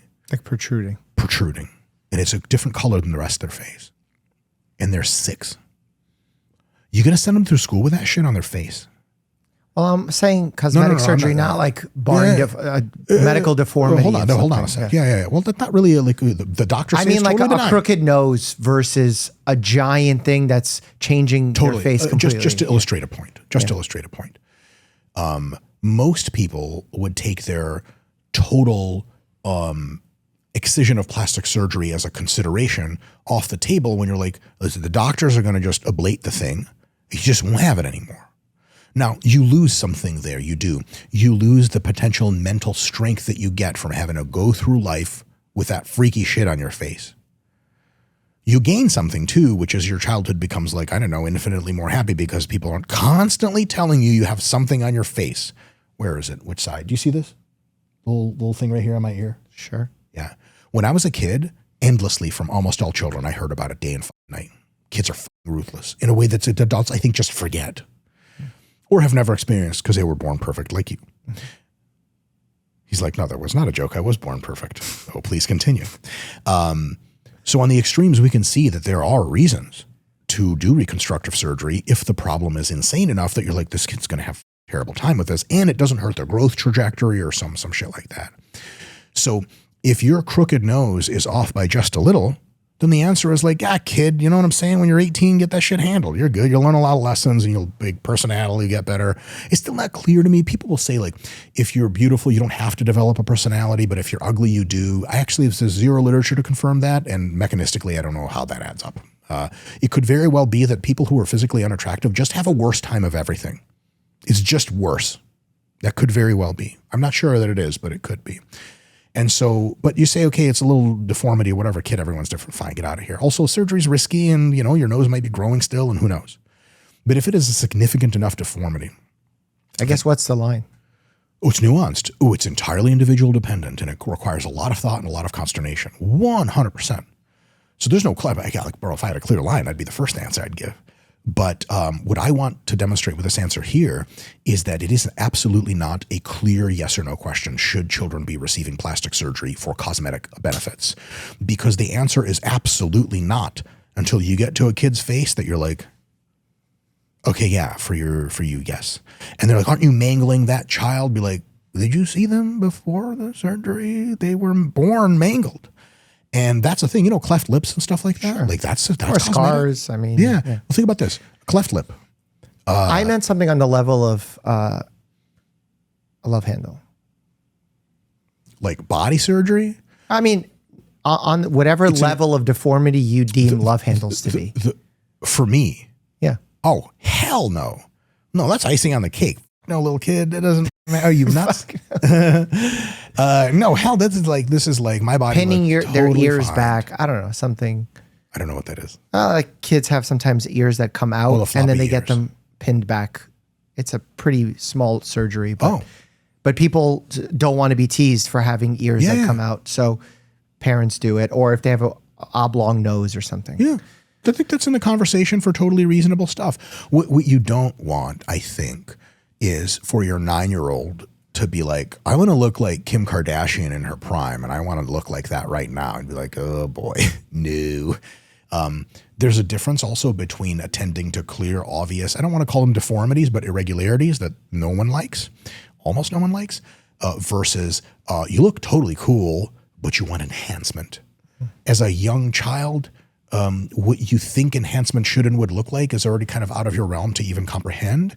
And if there's any probability that it screws up your development or is a very big surgical risk, probably the answer is no. But I guess what I'm trying to get in my answer, get across is, to repeat myself, it's not cut and dry. And there are going to be lots of people in the comments who think it's cut and dry, and it's not. Again, it feels really amazing to do two things. Be super pro body positivity and be like, every way a kid wants to look different, we should allow them to do that. If your 8-year-old wants a different nose and you have the money, you should, it's the same as you. They're a person like you. They don't want to be ugly just like you. You got the nose surgery, so should they. And they're going to pat themselves a lot on the back and say they're really good people for thinking that. And you know what? They are good people for thinking that. There's going to be another group of people that are never, ever surgery for children because they're not adults. They don't know what they want. And this whole reliance on how you look and overvaluing that is toxic and it needs to fucking stop. They're also totally right. They're going to pat themselves on the back a lot. Neither one of those really awesome things that gives us lots of feelings gets us to a nuanced answer on a case-by-case basis. Right. I'm going to ask you ultimately a question about spectrum, but I'm going to start it with two different starting points. There's two people, one on my right, one on my left. Person on my right is your biggest fan. Watches all your videos, philosophical videos, nutrition videos, supports your brand, is always there for you. Summarize what that person thinks of you. I have almost no idea, man. I mean, you can summarize it to some degree. Oh, I'm really glad you asked this. So maybe we could start it from the other side. Okay. Person on my left hates what you stand for, constantly commenting on Reddit threads negatively about you. What does that person think of you? Those people actually make it very clear what they think about me. Which is what? speak way outside of my depth way too often, sound very self-assured when the reality is I'm probably not, take a tone of authority about things I'm not nearly as good at as they would like me to be good at, to have a tone of authority. Like I'm a physique expert, but my physique to them compared to the best in the world sucks total. Those probably are really big ones. Oh, and when I'm in a mood, I say really, really hateful, nasty things that clearly point to my insufficient ego and not so great thoughts about myself. Mm-hmm. There's probably more, but those might be some of the core of that. What's the other person saying?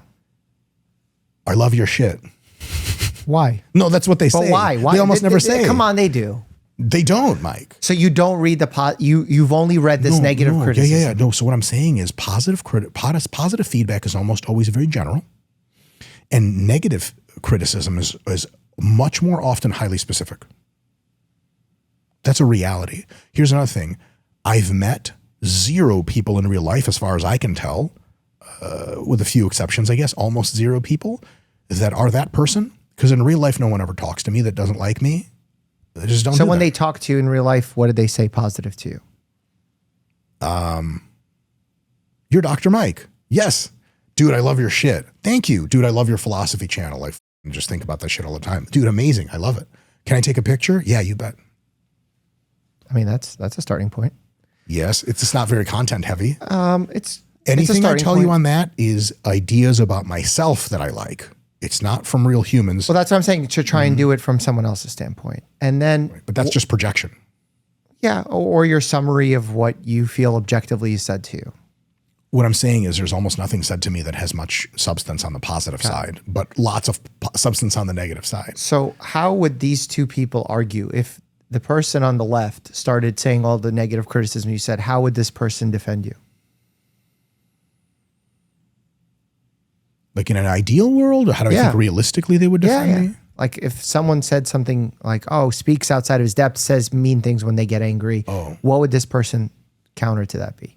That's not true? Yeah. They would usually do an ad hominem attack on that other person. Oh. So you'd be like, so what depth are you speaking from? I checked your profile, you look like shit. Not a lot of productive comments on YouTube. Got it. So not as clear. I mean, I know how I would argue, but I would be literally projecting onto a person who would support me. Well, how would you do it? On my best day or on my worst day? I can do both. Well, right now I can go either way. So perfect. Give me the middle ground. Oh, it really is bimodal. Come on, it can't be bimodal. All right, give me both then. Both. The following is an example. I do not endorse the following take in case it definitely gets clipped out of context. Okay. Cool story. Don't give a f. You're irrelevant. And when you see me in life, you'll probably never look in my direction. Not very nice. Why is that not right? Mostly false. I don't think anyone... Wait, what's mostly false? Everything I said is, if I had to examine it from a more objective perspective, is not true, except for the last part, which they generally don't look in my direction. That's just observed reality. I don't like, in my best self, to degrade people. I don't think I'm more relevant than anybody else. It's easy when you have a platform and you're all famous and rich or whatever to be like, you don't matter, you're a fucking incel. You don't even have a profile picture. You have a private account. You suck. Oh, by the way, I looked at your pictures. You should just, there's no reason for you to keep talking to me because how dare you? I'm anointed and you're nothing. Every part of that is toxic as fuck, and I don't mean any single part of it. When I'm upset, I sure as shit want to say stuff like that. Every now and again I do, and I always feel like, oh, that's so bad to say to someone, because that person, first of all, is a human being, and they're awesome. Sometimes, or they're a bot. Oh, I love the bots. The bots just don't clap back too much. Everyone, fundamentally, all humans have the same value. That's how society works. And every time I meet real humans in the world, I'm almost always over the top impressed with how wonderful humans really are. And a lot of times I know for a fact that people who criticize a lot, when I want to clap back at them and I to dig through their profile, I realize like, oh man, life brought this person down a lot already. I'm not going to add fuel to that fire. I just say, hey man, like I feel you. I'm a piece of shit a lot. Well, and my physique sucks. You're looking at them. Yeah. Like from a part of, is there any truth to their criticism or Oh, anything you tons. agree with? Yes, absolutely. The thing is, most of the people that will write criticism, there's like an emotional minimum that has to trigger you to start typing, and that emotional minimum is quite high. And so almost all of my critiques about me are insanely emotionally salient, and thus tend to be wildly irrational in the sense that they're massively over-exaggerated. They think like get facts wrong and stuff. Like, one of the things about me is that at my last show, apparently I blamed the judges for not turning me pro. I placed 6th, okay? So first of all, I never blamed the judges. I said I had a shit contest color and I might have bumped up a place maybe with better color, which has a decent probability of being true. Those by no means clear true. And it was like one post and people would be like, this guy thinks the judges fucked him and he should have been a pro. Like, that's a typical critique. It's nonsense. I just never said that. I don't mean that, and I never did. And so like, how do you respond to that, right? Like, it's tough. Well, that's why I'm saying, if you were to choose one that you feel like has some substance, and then to what degree it has substance. I think I've said some things that are real mean things to say. I said them publicly, and they involve other people. And I think it was a thing that I wouldn't in the future repeat. And so when they say you said this and you're an asshole, I'd be like, yeah, I said that. And I meant it, and I still think it's true. But it's a thing to say. I think it's valid. When people can examine your entire things, I've said a lot of stuff. I've been prolific on YouTube podcasts. And so when you pick like out of the top 10 worst things I've ever said, there's plenty of shit there that's real toxic and fucked up. And I will say agree, most of that is toxic and fucked up. And I have no excuse for it. It blows. And I probably shouldn't have done it, but I did, so I own it 100%. Fair. And a lot of those comments I own. Yeah, like, yeah, me. Speaking outside your expertise, how do you feel about that?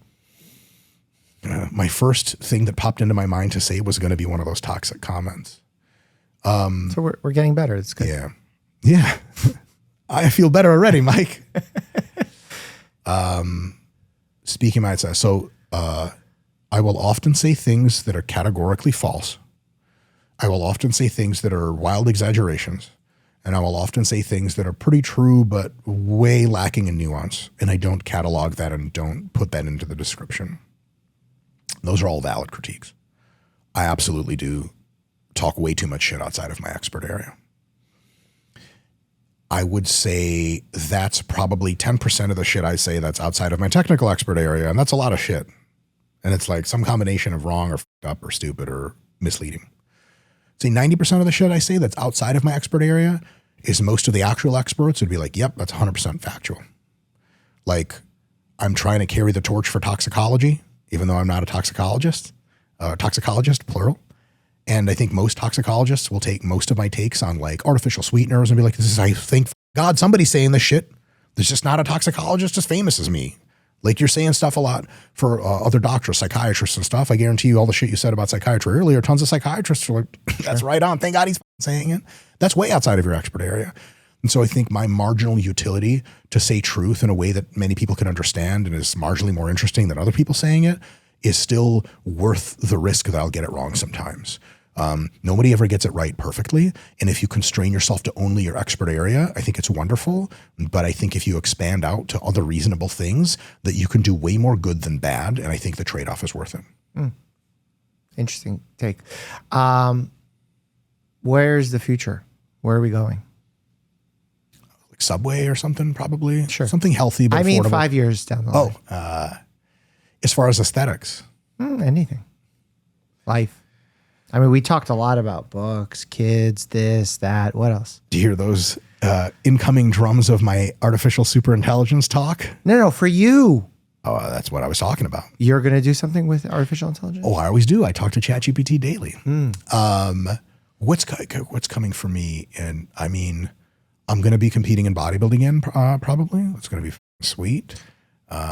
You had a moment where you said you're not doing that anymore, and then you've chosen to come back. Take me through that, because I should be more familiar. But I got super busy with YouTube and going on people's podcasts right when I was in the middle of at the start of a competitive season. And it was just like, what do you want? Do you want to blow up on social media, or do you want to have a successful competitive season? And I talked to my team, I talked to myself, and it was like, clearly we're going to be like when, oh my God, what's the podcast, Diary of a CEO, when they want you on, say no to those people, man. You know how many views you get off something like that. And I have a fiduciary responsibility to my company in which I'm an equity holder, RP, to like run with the brand. Can you imagine me telling my software guys that own part of the company and Mr. Nick Shaw, who owns a big part of the company, the CEO, that like, hey, like I could do a lot of good for us by making myself like 10 times more popular in the next several months. But like, I'm just going to go and hide in a hole and diet and do bodybuilding. They'd be like, okay, thanks. And so that was off the table. So I had to basically take a step back from competitive bodybuilding and address the rise now that it's at a more stable point. And I've learned how to organize my life in such a way that I get to do podcast appearances more when I want and less when I have to. And I've kind of finished a couple big projects. Now I'm ready to come back and do bodybuilding. Okay. So you'll be back in shows, and then you were saying some other things you got going on? Yeah. Writing a few books. And just a big part of what I think I'm going to be doing is staying on the cutting edge. Do we need to shut up for a bit? No. It adds to the flavor that is New Oh, York City. yeah. New York. I am really interested in the pharmaceutical revolution that is upon us. And I want to understand it better. I want desperately to help promote, and I mean this is going to sound wacky.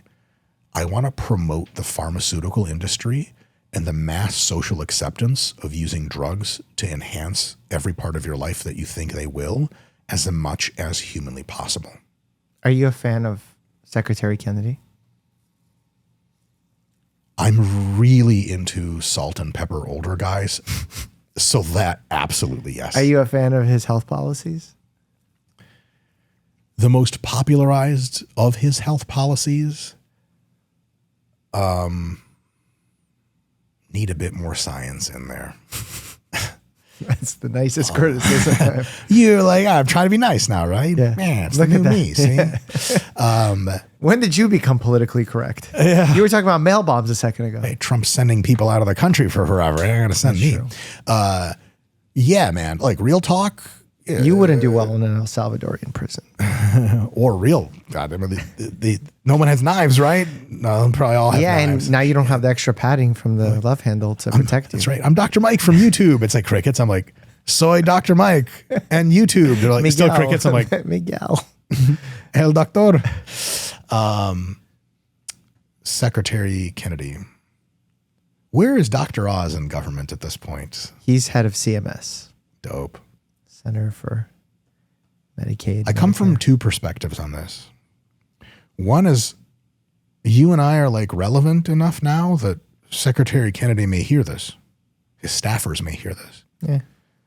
I know that's your opinion. And then other very well-meaning conservatives will hear this, definitely. And what I want to say to those folks is we're all on the same team and we're all trying to do better.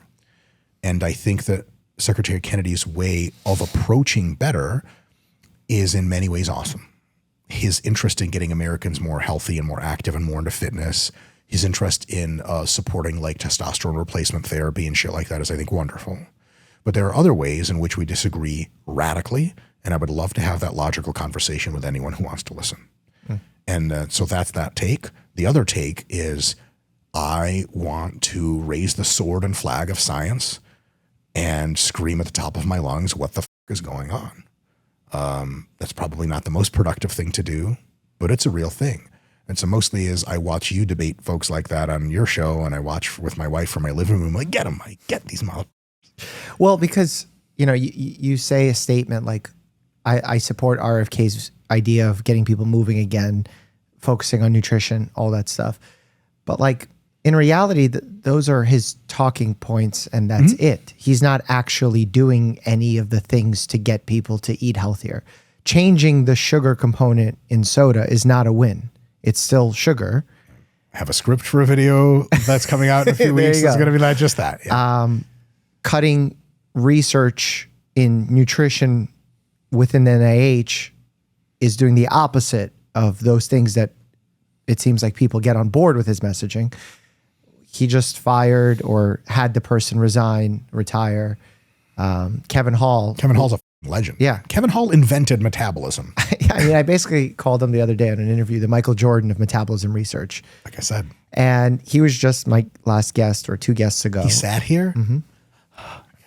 So to have him get thrown out of the United States research facility. Because his findings were contrary to what the political establishment today would like to believe. Sure. About dopamine in mice.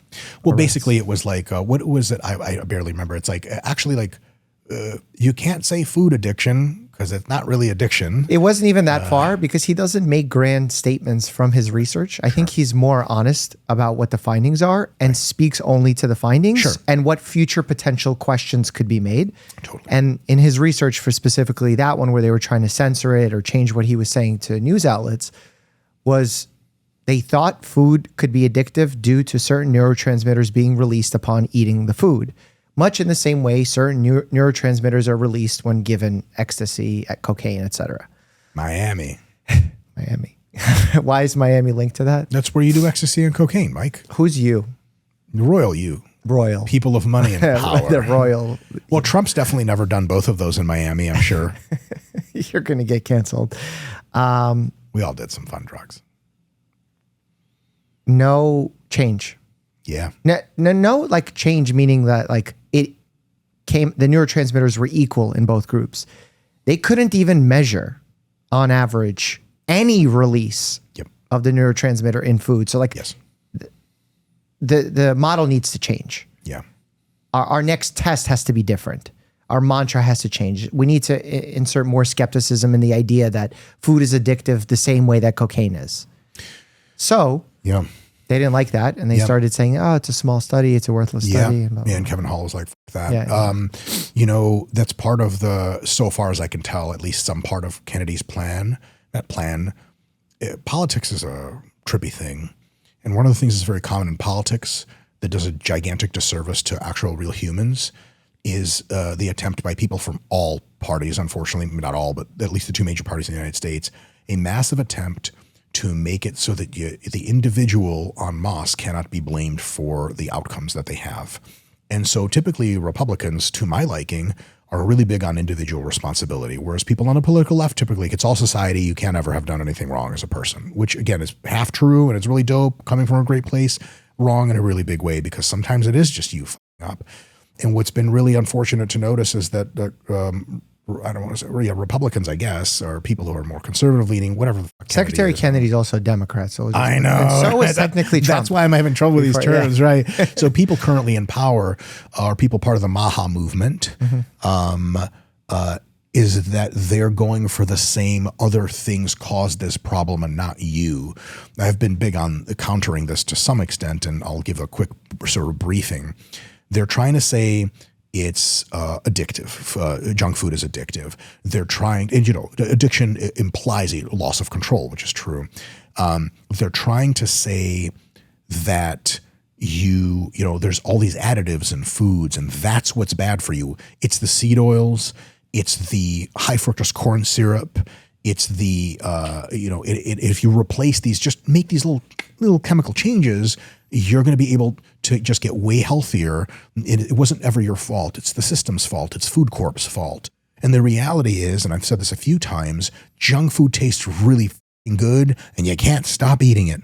And that's why you're fat, motherfucker. And nobody wants to hear that shit, including me. If I was overweight, this guy's but it's true.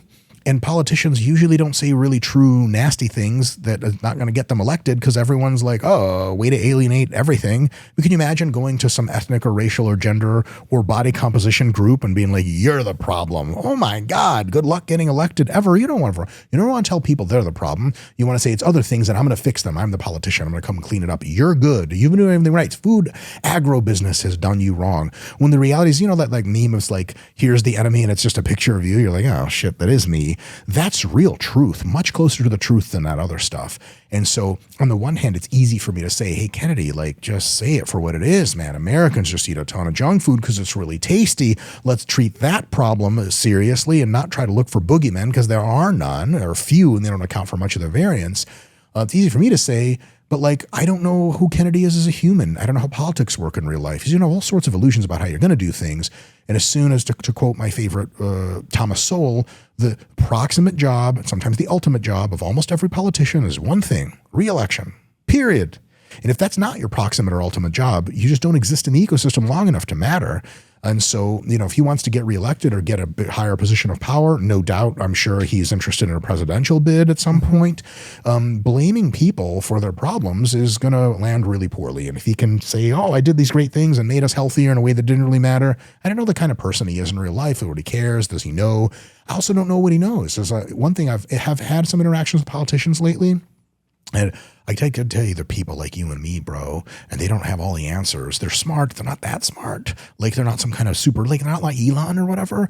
And so when you're like, well, shouldn't Kennedy know better? Like, well, I don't know. Who's telling him better? His staffers all sit there and do this and just wait for his every word and then go like that, and they just do what he wants. And when you're in power and you have carte blanche to get rid of people or bring people in, whatever harebrained idea you have, a lot of yes men around you who have basically, all the no men have all gone, they're going to tell you what you want to hear. And so, like, I don't even know if, like, Kennedy legit has ever, like, someone for real in his cabinet was like, yo, RFK, like, none of this shit's true. You know that, right? He's like, yeah, shut up. I'm trying to get reelected. That would be kind of, okay, fine. But he probably thinks, like, yes, seed oils really are bad for your health. But when he gets, like, we had Dr. Peter Hotez on the podcast, and he had multiple hour-long conversations with him, I believe in late 20-teens. And he just didn't care for the science, and he's having legitimate scientists talk to him, but he... What do you mean didn't care for the science? Do you have any more insight on that? When they were talking about autism, Dr. Peter Hotez raised environmental exposures as playing a role in autism development or increased autism development. And he said, you're an environmental lawyer. Like, this is your bread and butter. Like, there are actual good scientific ties to certain exposures that look like they could be contributing to the rise in autism. And he labeled them. I don't remember them now offhand. There was like exposure to some medication during childbirth, et cetera. And he didn't want to hear it. He said, no, it's vaccines. And what's interesting is, like, I try and get into someone's head.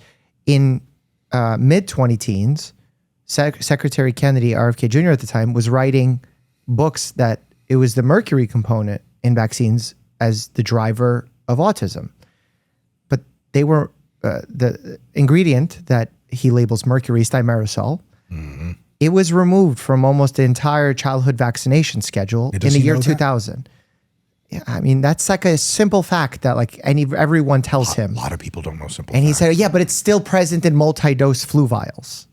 Oh. So he's like basically guarding his position. He doesn't want to admit publicly that he was mega wrong. And I don't get it. Like, how, like, we removed it and nothing changed. We removed it just to be safe, even though we didn't think it was causing a problem. Right, and nothing changed. Whatever. And nothing changed.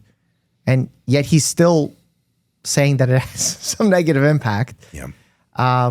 He, on his Twitter, when I was making my video covering his statements, had a thing saying that the Gardasil, the HPV vaccine, was causing more damage than it was helping. Meanwhile, every health agency across the globe, not like some dude in the US, he's not disagreeing with Peter Hotez, he's disagreeing with international tens of thousands of physicians, experts, scientists that are like, no.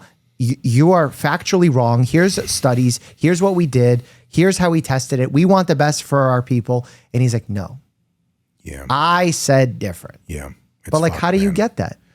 It's a trip. Yeah. Politicians have lots of power. I think that's probably not great. They have lots, currently in the way the government works is they have lots of, especially in the administrative wing, they have a lot of like, this is the policy. I'm now in charge for the next 4 years of these federal agencies, and this is law. A lot of people think that should change. I agree. It's pretty messed up. It's not even a partisan thing either, because just whether on the right or left, you just have your little emotional stuff. Like currently RFK has this like vaccine thing and autism and a few other environmental things. And it's just wacky. He's just like, it just boldface letters wrong according to consensus and science.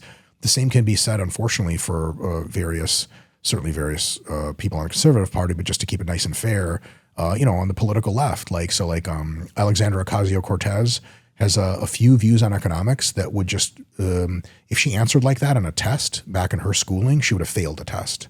They're just wrong. Elizabeth Warren, Bernie Sanders. I mean, these are people who you wildly consider economically illiterate. Like that would be accurate to say, but they run large fractions of the economy and they have big votes. So it's right. I think somehow we have to get to a place socially where factual accuracy is by real humans, real voters, something that is like, you gotta have that. And if you start getting real awry of the basic facts, man, you're going to have to get like not voted in again or something like that. I'm not sure how we get there. I think AI is going to be really helpful because like ChatGPT, Gemini, all these things, if you ask them factual questions, they cut you the pretty real deal. And you're But no one's listening to them. I mean, Elon Musk loves Secretary Kennedy, constantly supporting him on Twitter. And if you ask his own AI, Grok, what is the factual accuracy of the majority of Secretary Kennedy's health statements? It says most of them are inaccurate. Yeah. Like, bro, your own thing that you say is great is telling you the guy that you're supporting is lying, is inaccurate constantly. I see this in two ways. One, there are things that Elon knows better than his AI because Elon's one of the smartest people who's ever lived, flat out. On the other hand, it is... Elon also has a lot of feelings, bro.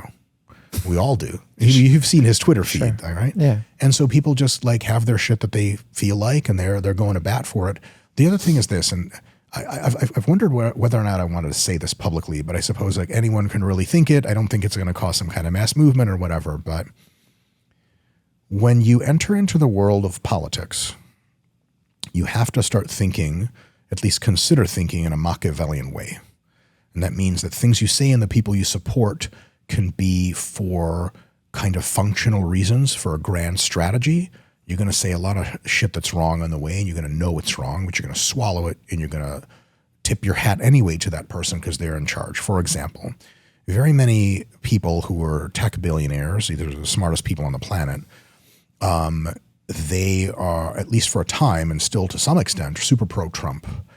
And a lot of them were asked about Trump's opinion, like Trump's tariffs, for example. Now, so in the economics profession, tariffs are like a laughing stock. Like if any time after 1790, you're still supporting tariffs, it's insane. And most of these people know that. They're quite economically literate. I listen to podcasts about how these people talk. Peter Thiel types, they're real sharp guys. And when you ask a lot of these people, like Jensen Huang was asked about what he thinks about tariffs, his answer, as far as I can remember, was, I generally tend to leave economic policy in the hands of the folks that have the control, and they're doing the best with it. And he kind of dodged the question. I think Jensen Huang would have really thought, we got they're insane. Like, of course it's wrong. Of course it's going to cost us. It's going to cost the American economy fucking trillions of dollars. It's the stupidest thing in the world. How do you think that would have affected his probability of data center construction approval and pipelines for microchip components? It's when Trump's the guy in charge. What do you think Jensen Huang's going to say if you're a early Stalin, and you're in his cabinet? He's like, hey, let's go start killing a bunch of people. You're like, nah, hey, Stalin, let's not do that. You wouldn't say you'd shut your mouth and either try to leave as fast as possible and make sure you weren't the second guy in line to die. So I think a lot of people who are pro various political leaders that are very smart, AI people or just really good technologists, just anyone, good scientists, always try to think like, how close to politics are they, and how likely is it that the views they espouse are the ones they actually hold deep down inside? And I say for some people, yeah, it really is what they believe. For many other people, they just got to say what they got to say so that NVIDIA doesn't get canned and Meta. Yeah, but he didn't say in that statement, I support the tariffs. He just said, I'm staying out of it. Yeah. Which is different than saying I support them.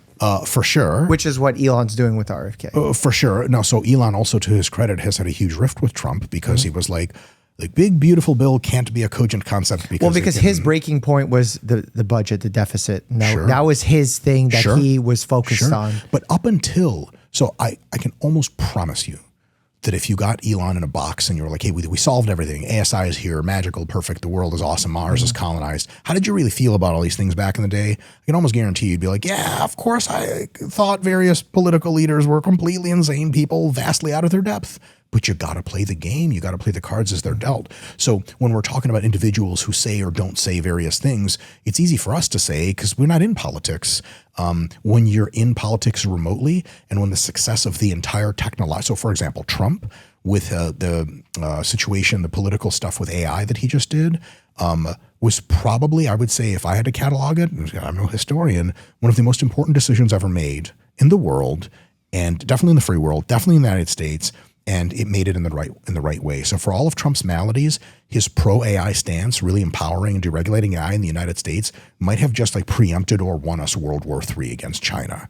Oh my God. So if you say, oh man, somebody should have stood up to Trump, imagine if all the tech guys were like, dude, you suck. Like, you really just need to point someone else. Like, JD Vance is way smarter than you. Like, we have to really talks with him. He's like, no, I know, this is crazy. I can't believe this guy's in power. That they would have all been ousted. And then he would have been like, AI sucks. I changed my mind. And even more protectionism, more anti-China jingoism. And we would have been in a losing World War III in like 2 years. So when people say Elon said this, Elon said that, I have half a mind to think Elon's just having some feelings and he's entitled to his opinion. Maybe he's right, we're wrong. But I also think, like, for people that famous, that impactful, that close to power, like the Mark Andreessen types, anything they say about politics, I'm like, maybe he thinks that. I generally tend to listen to them more on, like, their opinions on social matters, grander political forces, but specifics, it's tough. So the RFK support, maybe Trump really thinks that. Sorry, maybe Elon really thinks that. Maybe there's some sort of association that's beneficial for, as Elon assesses the state of humanity going forward. I do believe that Elon is very sincere when he really cares about the survival of humanity into the long term. I think, I don't know why he would say things that often, which usually land on deaf ears if it didn't really mean it. Because most people are like, what? Yeah, we should get him on the pod next.